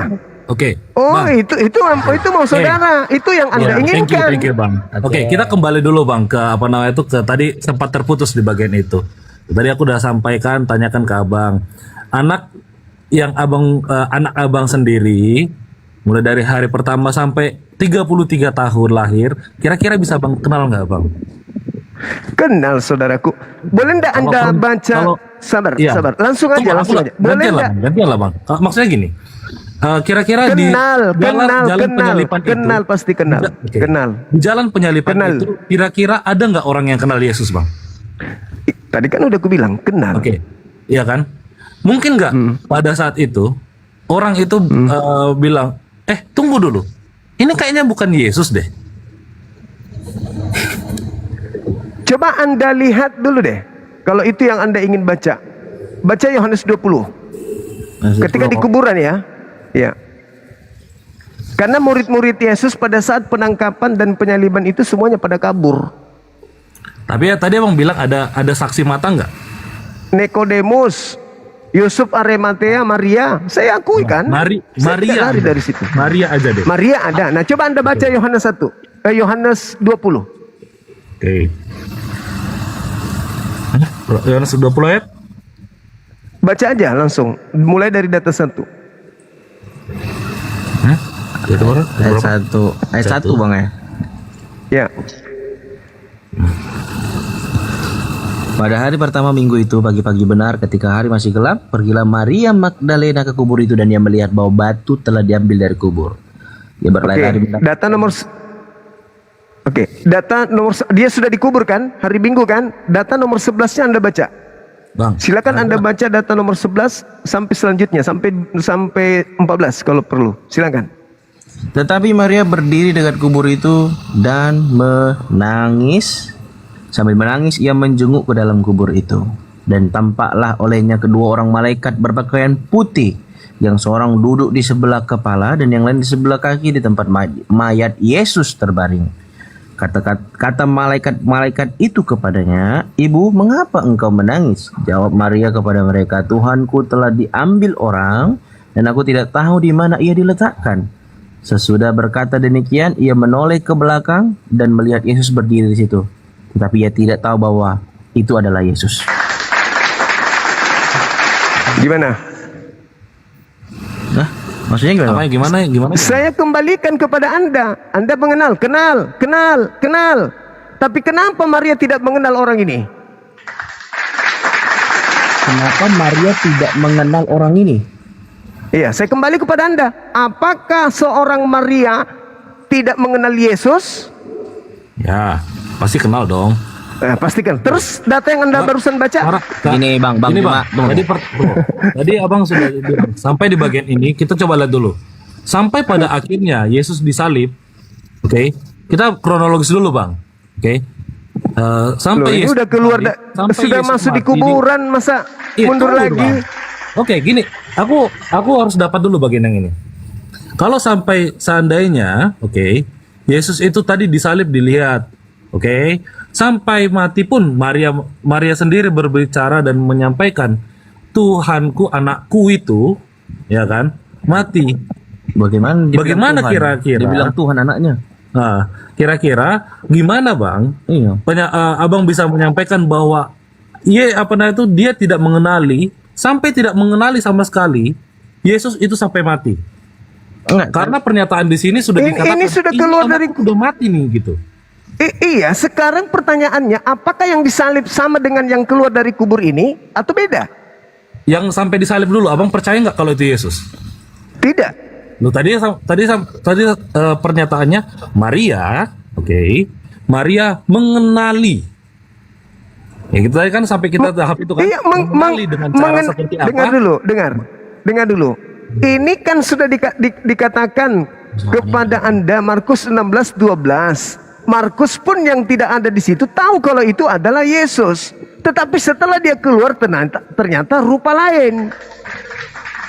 Bang, aku izin bertanya Bang Suma ya. Sorry Boleh. Bang. Iya, tadi di ayat 13 Yohanes 20 Bang ya. Kata Iya. malaikat itu kepadanya, "Ibu, mengapa engkau menangis?" Jawab Maria kepada mereka, "Tuhanku telah diambil orang dan aku tidak tahu di mana ia diletakkan." Artinya kalau kita tadi merujuk kepada pembahasan kita, siapa saksi waktu Yesus disalib? Jadi Maria, ya kan? Dia ikutlah ke dalam kuburan ini dan dia ingin ngejenguk dan segala macamnya. Tiba-tiba dalam kuburan yang dia percayai setelah disalib itu adalah Yesus, udah nggak ada. Kalau memang itu adalah Yudas, kenapa si Maria bilang kayak gini bang? Jawab Maria kepada mereka, "Tuhanku telah diambil orang." Apa yang Anda ingin sampaikan di situ? Pertanyaannya, Kata Tuhan. Tuhanku telah diambil orang. Bagaimana mungkin Yudas dibilangnya Tuhan bang Yuda, bang Zuma? Tuhan di sini Tuhan. Ya, itu terjemahannya. Original teksnya itu kan kurios, bukan theos. Kalau theos itu sudah Tuhan atau dewa tertinggi. Tapi itu kan kurios, berarti Tuhan. Sama seperti Tuan Suma. Terus pakai logika dong. Kalau itu Tuhan, bagaimana mungkin bisa jadi mayat?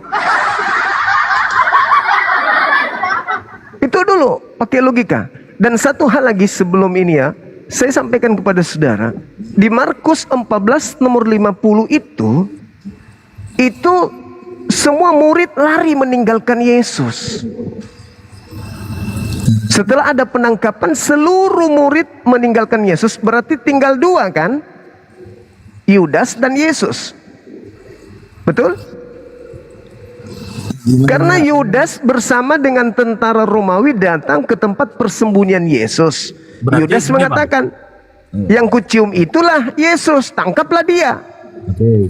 Nah, kira-kira nih Bang, berarti kira-kira secara logisnya, kira-kira orang yang udah benar nangkap, sama-sama nih bareng-bareng nih, nangkapnya Yesus.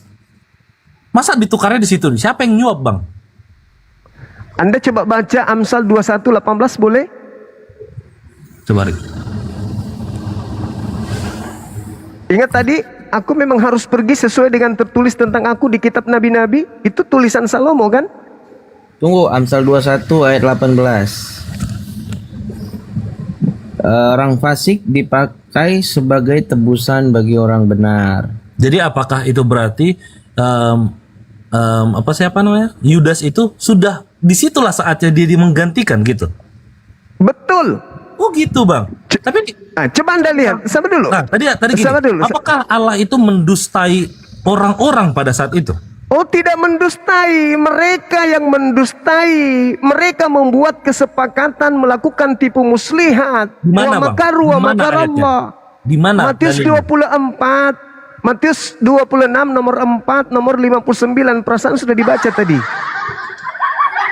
Maka mulai saat itu mereka bersepakat membunuh Yesus. Oke. Nah, ini Bang, logisnya segini nih Bang, perjalanan ceritanya.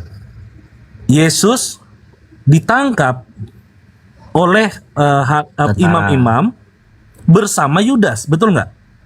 Di mana momennya itu digantikan? Oke, Anda baca Lukas 21 dulu, nomor 8.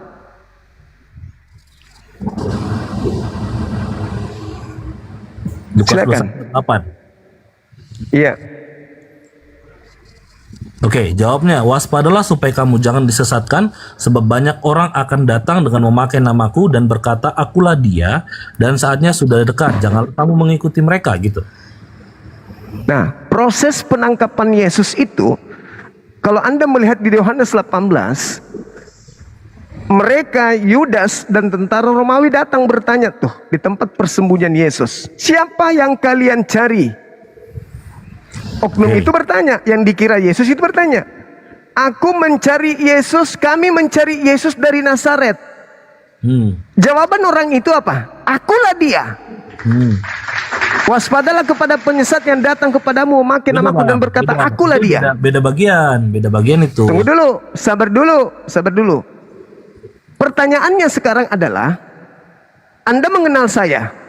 Oke. Ketika Anda datang, saya Kenal bertanya sih Bang, kepada aku Anda, cuma tahu abang aja sih. siapa yang Anda cari? Oke. Apa jawaban Anda kepada saya? Ya Bang Juma lah. Tetapi orang itu berkata, aku mencari Yesus dari kota Nazaret. Berarti yang di depannya ini siapa? Ya mereka nggak tahu, nggak kenal kan? Makanya dia mengatakan, akulah dia. Oke. Dan pada saat itu ada nggak saat itu Yudas yang kemudian memberikan konfirmasi dia yang kucium, bahkan dicium. Ada nggak Bang? Di situ dikatakan mereka setelah mendengarkan itu mereka mundur dan berjatuhan. Pertanyaan saya, apa yang terjadi di situ? Kok tiba-tiba mereka mundur dan berjatuhan ke tanah? Hanya gara-gara mengatakan akulah dia. Saya menganalisa bahwa pada saat itulah mukjizat Tuhan datang. Menggantikan Amsal 21 tadi. Orang fasik dijadikan sebagai tebusan orang yang benar. Pengkhianat sebagai ganti orang yang jujur. Siapa yang berkhianat? Yesus, Yudas. Berarti pada saat itu abang berasumsi pada saat mereka jatuh itu digantikan. Yes, betul sekali. Asumsi. Mari saya buktikan. Asumsi ya. Ya, namanya asumsi, namanya orang belajar. Iya, oke Bang. Berarti Nah, kami sekarang- juga berhak untuk Berarti kami juga boleh berasumsi. Boleh, atau gimana? boleh. Saya kan tidak melarang dari tadi. Betul, Kita kan betul, cuma betul. berdiskusi ini. Nah, Betul, sekarang di Markus 14 nomor 50, ketika penangkapan terjadi, seluruh murid lari meninggalkan Yesus. Anda harus akui itu. Berarti tinggal 2 orang. Yesus dan juga Yudas. Yudas nggak mungkin lari. Benar ya? Betul ya? Coba buka Markus 14 dulu. Oke, lanjut Bang. Nah, semua murid lari meninggalkan Yesus. Lalu ada seorang pemuda yang berjalan di belakangnya menggunakan kain lenan. Seketika itu mereka ingin menangkap pemuda itu dan pemuda itu menenggalkan kain lenan dan lari dalam keadaan telanjang. Pertanyaan saya kepada saudara, ketika murid semua sudah pada lari, tinggal ada Yudas dan Yesus. Kira-kira menurut kalian siapa yang lari dengan melepaskan kain lenan ini? Yudas lari, apa alasannya? Kasih alasan ke saya. Tapi kalau Yesus yang lari, berarti dia lolos dari penyaliban. Berarti yang ditangkap adalah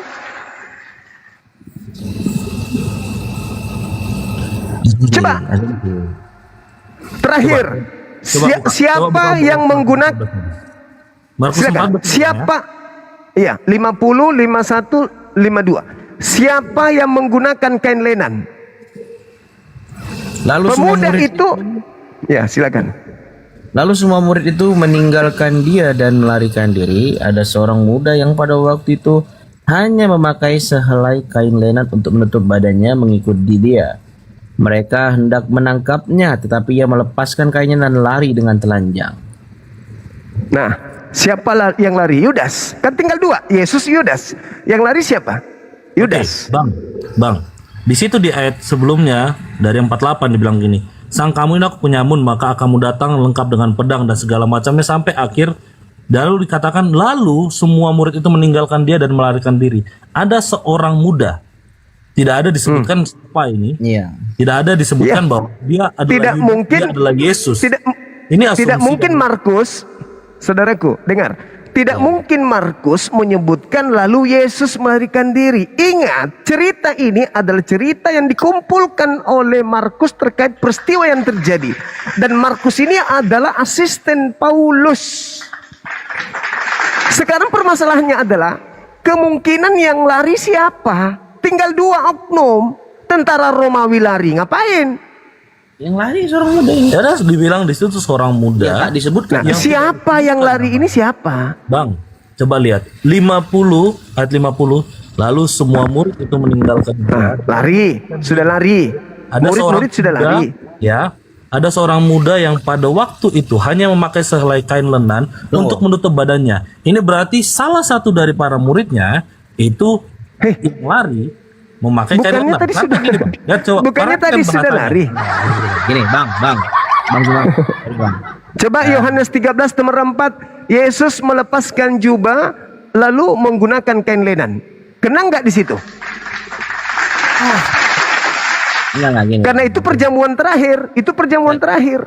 Saya coba pakai ayat yang tadi Bang Zuma ya, kita fokus ya. Nah, silakan. Lalu semua murid itu meninggalkan dia dan melarikan diri. Yudas adalah murid, berarti dia juga ikut lari lah Bang. Harusnya bahasanya gini Bang Juma, harusnya kan bahasa gini. Lalu semua murid itu meninggalkan dia kecuali Yudas. Harusnya gitu Bang. Pertanyaan saya, kenapa Yudas harus lari? Bukankah Yudas sudah bagian daripada tentara ini? Itu kan kondisinya, tapi status dia sebagai murid. Loh. Pakai rasio dong. Saya pakai rasio di sini Bang Juma. Semua murid, Bang. Yudas datang kemudian untuk menunjukkan di mana kemudian Yesus ini bersembunyi. Oke. Nah, Kemudian kenapa Yudas yang ikut di bagian lari? 50 dibilang semua murid meninggalkan dia dan melarikan diri. Ada seorang muda pada waktu itu hanya memakai sehelai kain lenan untuk menutup badannya mengikuti dia. Mereka perhatikan Bang, mengikuti dia artinya mengikuti Yesus. Mereka hendak menangkapnya, tetapi ia melepaskan kainnya dan lari dengan telanjang. Kemudian ini ayat 53-nya jangan dilupakan Bang. Kemudian Yesus dibawa menghadap imam besar. Iya, kan sudah dianggap Yesus itu yang ditangkap. Kan narasi itu narasinya kan sudah jelas itu. Tapi di Narasinya 53 sudah Yesus, sangat Bang. jelas. Tapi di 53 coba Abang baca deh. Markus 14. Iya, kan sudah dianggap Yesus tadi. Kan Iya. penulis Kalau- Bible Anda menginginkan Yesus yang disalib. Tetapi Oke. ingat, yang menulis ini bukan saksi utama. Mereka hanya mengumpulkan berita, apa yang mereka dengar itu yang mereka tulis. Nah, kedua, mereka ada misi mengajarkan kepada orang-orang di luar Yahudi untuk menebus dosa itu menggunakan darah Yesus. Sekarang pertanyaan saya, Oke. Kalau Menebus- seandainya Tunggu. Lanjut Bang. menebus dosa bagi orang Yahudi pakai darah manusia atau darah binatang? kalau dari Konteks apa? dalam konteks Perjanjian lama, perjanjian baru. Semuanya perjanjian baru, perjanjian lama orang Yahudi nembus dosa pakai darah manusia atau darah binatang? Binatang. Binatang. Oke. Maka ajaran itu memang dicocokkan untuk orang-orang di luar Yahudi. Iya, dan Yesus juga berkata bahwa aku adalah domba, anak domba itu, kan begitu bang. Nah, tapi gini bang, kalau seandainya teks Markus itu ingin mengatakan bahwa pemuda itu lari, gitu ya, meninggalkan dia, sedangkan Yesus dibawa pergi, kalau pemuda itu Yesus, kan harusnya ngomongnya gini, Yesus lari telanjang, tapi pada saat itu juga ditangkap. Nah, gitu. Kalau dituliskan begitu Yesus lari telanjang, kitab Markus tidak lolos di konsili. Tidak akan dijadikan kemudian oleh orang Roma di Yunani sebagai kitab suci. Itulah makanya ditolak kitab Barnabas, Asumsi, Injil, oke. Itu asumsi, Injil Bang. Filipus. Karena gini, Bang. Makanya Bang, Abang coba karena mereka perhatikan. menuliskan versi yang berbeda. Oke, Bang, coba perhatikan lagi. Pakai ayat yang tadi. Ada seorang muda yang pada waktu itu ya hanya memakai kain lenan untuk menutup badannya. Perhatikan, mengikuti dia. Perhatikan katanya, mengikuti dia. Mengikuti dia, mengikuti oknum yang ditangkap. Siapa? Menurut narasi penulis Yesus. Oke. Kalau dia bilang mengikuti Yesus, berarti bukan Yesus dong ya? Logisnya kan gitu, Bang. Pertanyaannya sekarang ini adalah Markus ini siapa? Penulis Markus ini siapa? Kenapa tadi Abang Nabi. pakai ini sebagai sesuatu yang sahih, tapi kemudian Abang Saya- menentangnya sebagai Saya bukan yang sahih. saya Ini menduduk kita saya pakai- menduduk kita pakai saya standar yang mana dulu nih, Bang? Kita saya pakai standar menduduk yang mana dulu nih, Bang? saya mendudukkan cerita itu adalah cerita yang berpihak kepada konsep tebus dosa menggunakan darah manusia. Anda paham dari situ? Oke, tadi kan di sini Nah. dikatakan semua muridnya sudah meninggalkan dia, melarikan diri. Ada seorang Iya. pemuda yang juga Nah, mengikuti dia. Kan Ya, begitu. siapa itu? Itu Ya siapa? kan? Nggak tahu, nggak ada perkataannya. Nah, Cuman sekarang kita deteksi siapa yang menggunakan kain lenan, kan begitu. Oke, Kalau sekiranya- apakah itu berarti contoh gini bang? Oke, apa namanya itu abang tadi sampaikan bahwa itu di perjamuan makan, tadi gitu ya bang ya. Iya. Oke, kalau seandainya itu, apakah itu berarti semua orang, semua orang yang membuka jubahnya itu otomatis menjadi Yesus? Kan itu jadi Sekarang- kan itu menjadi pernyataannya. sekarang yang ada di Yohanes 13:4 itu hanya Yesus yang menggunakan kain lenan di situ. Oke. Tolong Bang, carikan tapi- saya tapi selain Yesus yang menggunakan kain lenan. Tapi kan secara oke, dengar, iya ya, dapat bang. Tapi coba ini bang, bukankah pada saat itu orang-orang Yahudi juga menggunakan kain lenan? Terus kenapa harus diterangkan melepaskan kain lenan kalau bukan itu kode alam bahwa yang lari itu Yesus? Bang, Sekarang kalau ada sabar dulu, ketika di kantor polisi ada sesuatu yang terjadi, maka akan ditanya bagaimana ciri-ciri orang yang kabur. Oke. Menggunakan kain lenan, Pak. Ini kain lenannya. Coba cari tahu kemarin itu yang menggunakan kain lenan di situ itu siapa? Yesus, Pak. Oke, bang, seandainya ada Kenapa yang lain yang kita tuduh? Oke, seandainya ada orang bertanya, coba carikan kepadaku orang Kristen yang memakai masker warna hijau dan di situ ada abang. Mungkin nggak abang juga salah satu orang Kristen itu? Dengarkan saya. Itu Kalau saya pernyataan logis yang juga aku balikan ke dengar abang. dulu. Gitu. Dengar dulu. Kalau saya yang memang mau ditangkap, ya kan? Sementara saya ini berdoa kepada Tuhan saya untuk diselamatkan. Kira-kira Tuhan saya diam gak ketika saya ini? Coba Anda baca deh. Ketika Yesus diuji di dalam Matius 4 ada tertulis, apabila engkau ini adalah anak Elohim, maka Elohim akan datang mengutus malaikatnya untuk menatang engkau di tangannya agar kakimu tidak terantuk kepada batu. Ada nggak tertulis seperti itu? Ketika Yesus diuji oleh iblis, Yesus, buanglah dirimu ke bawah, sebab jika engkau betul adalah anak Elohim, maka Elohim akan mengutus malaikatnya untuk menatang engkau di tangannya agar kakimu tidak terantuk kepada batu. Ada nggak tertulis? Oke, bang. Tapi abang tahu nggak kalau pada saat itu juga mereka orang-orang Yahudi menggunakan kain lenan itu gunanya apa, bang? Saya nggak tahu. Nah, oke, aku kasih tahu. Itu kan di dalam apa namanya itu dalam tradisi mereka, itu kan kain sebagai yang menunjukkan bahwa dia adalah pelayan. Jadi Terus bukan satu-satunya pakaian. Oke. Jadi itu berarti semua orang bisa nggak pakai kain lenan itu? Sama seperti tadi. Masker dalam masker yang berwarna kasus hijau, masker yang dalam berwarna hijau itu digunakan untuk menunjukkan dia sedang flu atau dia lagi sakit atau apa segala macamnya. Oke. tadi Anda pelayan. Tadi Contoh. pelayan. Kira-kira di situ yang pelayan yang di situ siapa? Yang pelayan di situ siapa pada saat kejadian itu? Yesus, berarti yang lari Yesus. Oke. Tapi apakah berarti cuman hanya Yesus yang ada di situ, Bang? Gini, Kalau kita mau cari yang kayak begitu, saudaraku, untuk menentukan bukan Yesus, Anda katakan aja bukan Yesus, sudah Oke. selesai.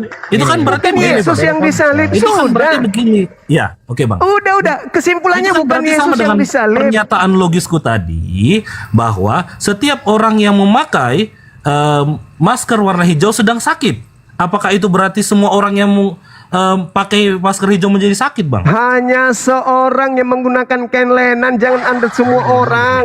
Hanya satu orang yang lari menggunakan kain lenan. Oke, Dan Bang itu Subhan. terindikasi Yesus. oke. Sekarang begini deh, Bang, kita coba masuk ke aku- dalam pencobaan Bentar dong, Bang. iblis. Ini terakhir, pencobaan iblis. Bentar Jika dong, engkau Bang. anak Elohim, jatuhkan dirimu ke bawah, sebab ada tertulis tentang engkau bahwa Elohim akan mengutus malaikat untuk menatang engkau di tangannya. Ada nggak itu tertulis nubuatannya untuk Yesus? Ada Di mana itu tertulis? Mazmur Mazmur 91, nomor 8, 10, 11, 12 sampai ke nomor 16. Terus kenapa Anda menginginkan Yesus mati kalau ada nubuatannya Tuhan akan datang menyelamatkan dia? Itu setengah-setengah kali gitu ceritanya, Bang. Oke. Karena pengguna Astagfirullahaladzim ya Allah. Tunggu, Bang Jom. Tadi Abang sudah nyenggol Markus 14, 51, 52 sama Yohanes 13 ayat 4 sampai 5, Bang Jom ya. Ya, Abang juga mengkorelasikan tentang kain lenan itu ya kan. Tapi Iya. tentang konteks keadaan setelah saya baca secara keseluruhan itu kayak beda kejadian, Bang. Sementara di Markus itu tentang penangkapan Yesus di Getsemani. Sementara Yohanes 13 yang Abang kutip tadi untuk mematchkannya adalah itu konteksnya perjamuan terakhir sebelum penyaliban, Bang. iya kan memang tidak mungkin setelah penyaliban, Secara saudaraku. logisnya gini, Bang. Memang keadaan itu sudah detik-detik penyaliban, itu perjamuan terakhir kan udah aku bilang. Oke. Tapi menurut Abang Juma, apakah satu orang saja yang menggunakan itu? Kalau lebih silakan, tapi mana dalilnya? Tunjukkan dalilnya. Oke. Silakan. Dalam budaya Yunani, itu tadi sudah aku bilang ya, Bang ya. Alah, Budaya kalau bicara Yunani begitu itu dipakai. tidak perlu tertulis di Bible. Kalau cuman mengada-ngada nggak perlu bicara tertulis di Bible. Ini tradisi Yahudi, jangan Yunani. Tradisi Yahudi ketika mereka mau upacara hari kebesaran mereka menggunakan sudah ceritakan aja kayak begitu. Nah sekarang saya simpulkan kalau menurut saudara yang disalib itu adalah Yesus, silakan, itu iman saudara. Ya, terima kasih, Bang. Dan itu yang kami Ya, percaya. saya kan tidak maksa, Kita juga tapi kita juga kan mencoba menjelaskan sabar apa yang dulu. kita percaya toh, Bang. Tapi tolong saudara rubah Keluaran 23 nomor 7 itu, rubah itu. Anda harus merubahnya. Sabar, saya baca dulu, Bang Juma. Ya silakan, Anda rubah besok. Tanyakan ke lembaga Bible, rubah dalil itu. Haruslah kau jauhkan dirimu dari perkara dusta, orang yang tidak bersalah dan orang yang benar tidak boleh kau bunuh. Oke, tadi kita sudah baca. Baik, kalau itu pesan Bang Juma Keluaran 23 Ya, berubah. suruh rubah. Maka saya juga berhak untuk memberikan pesan kepada Bang Zuma bahwa apa Silakan. arti daripada teks yang Abang mengerti tentu bukan seperti itu yang Kristen percayai. That's it dong. Silakan. Iya memang. Yes, Silakan. that's right. Tapi pertanyaan muncul untuk kita berdua. Yes, apa tuh? Nah, Yesus mengatakan kepada muridnya, waspadalah kepada penyesat yang datang kepadamu memakai namaku dan berkata, akulah Kristus, akulah Mesias, akulah Kristus, akulah Mesias. Mereka akan menyesatkan banyak orang. Pertanyaan saya, apakah nubuatan itu terjadi? Terjadi. Apakah ada penggenapannya? Terjadi. Tolong tunjukkan orang banyak yang memakai nama Yesus di atas muka bumi ini. Orang Yahudi, orang Islam, atau orang Kristen? Sekian. Anda jawab, nanti besok kita ketemu lagi. Di sini saya sudah mau sahur, saudara. Baik, saya respect Bang Zuma mau jalan puasa Bang ya.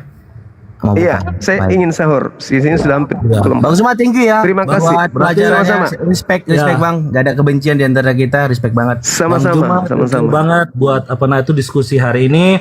Oke, Semoga thank you. besok juga ada kesempatan untuk kita bisa diskusi lagi ya Bang ya. Baik. Oke, makasih. Terima kasih, Bang Juma, Makasih, ya. saudara-saudara. Ya, thank you. Sama-sama. Selamat sahur Thank ya you. Bang ya. Ya, selamat menjalankan ibadah puasa kawan-kawan semuanya. Terima kasih. Dinda Ardiansa masih monitor. Lagi sahur. Dinda kali, Bang. Ardiansa. Oke. Baik, saudara saya turunkan ya. Kita Baik, mau oke. rehat dulu ya. Thank you Makasih banget, banyak Bang sudah Zuma, ber- Sama-sama.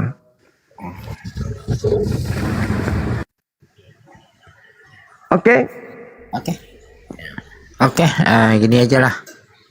apa itu? Jangan sampai ganggu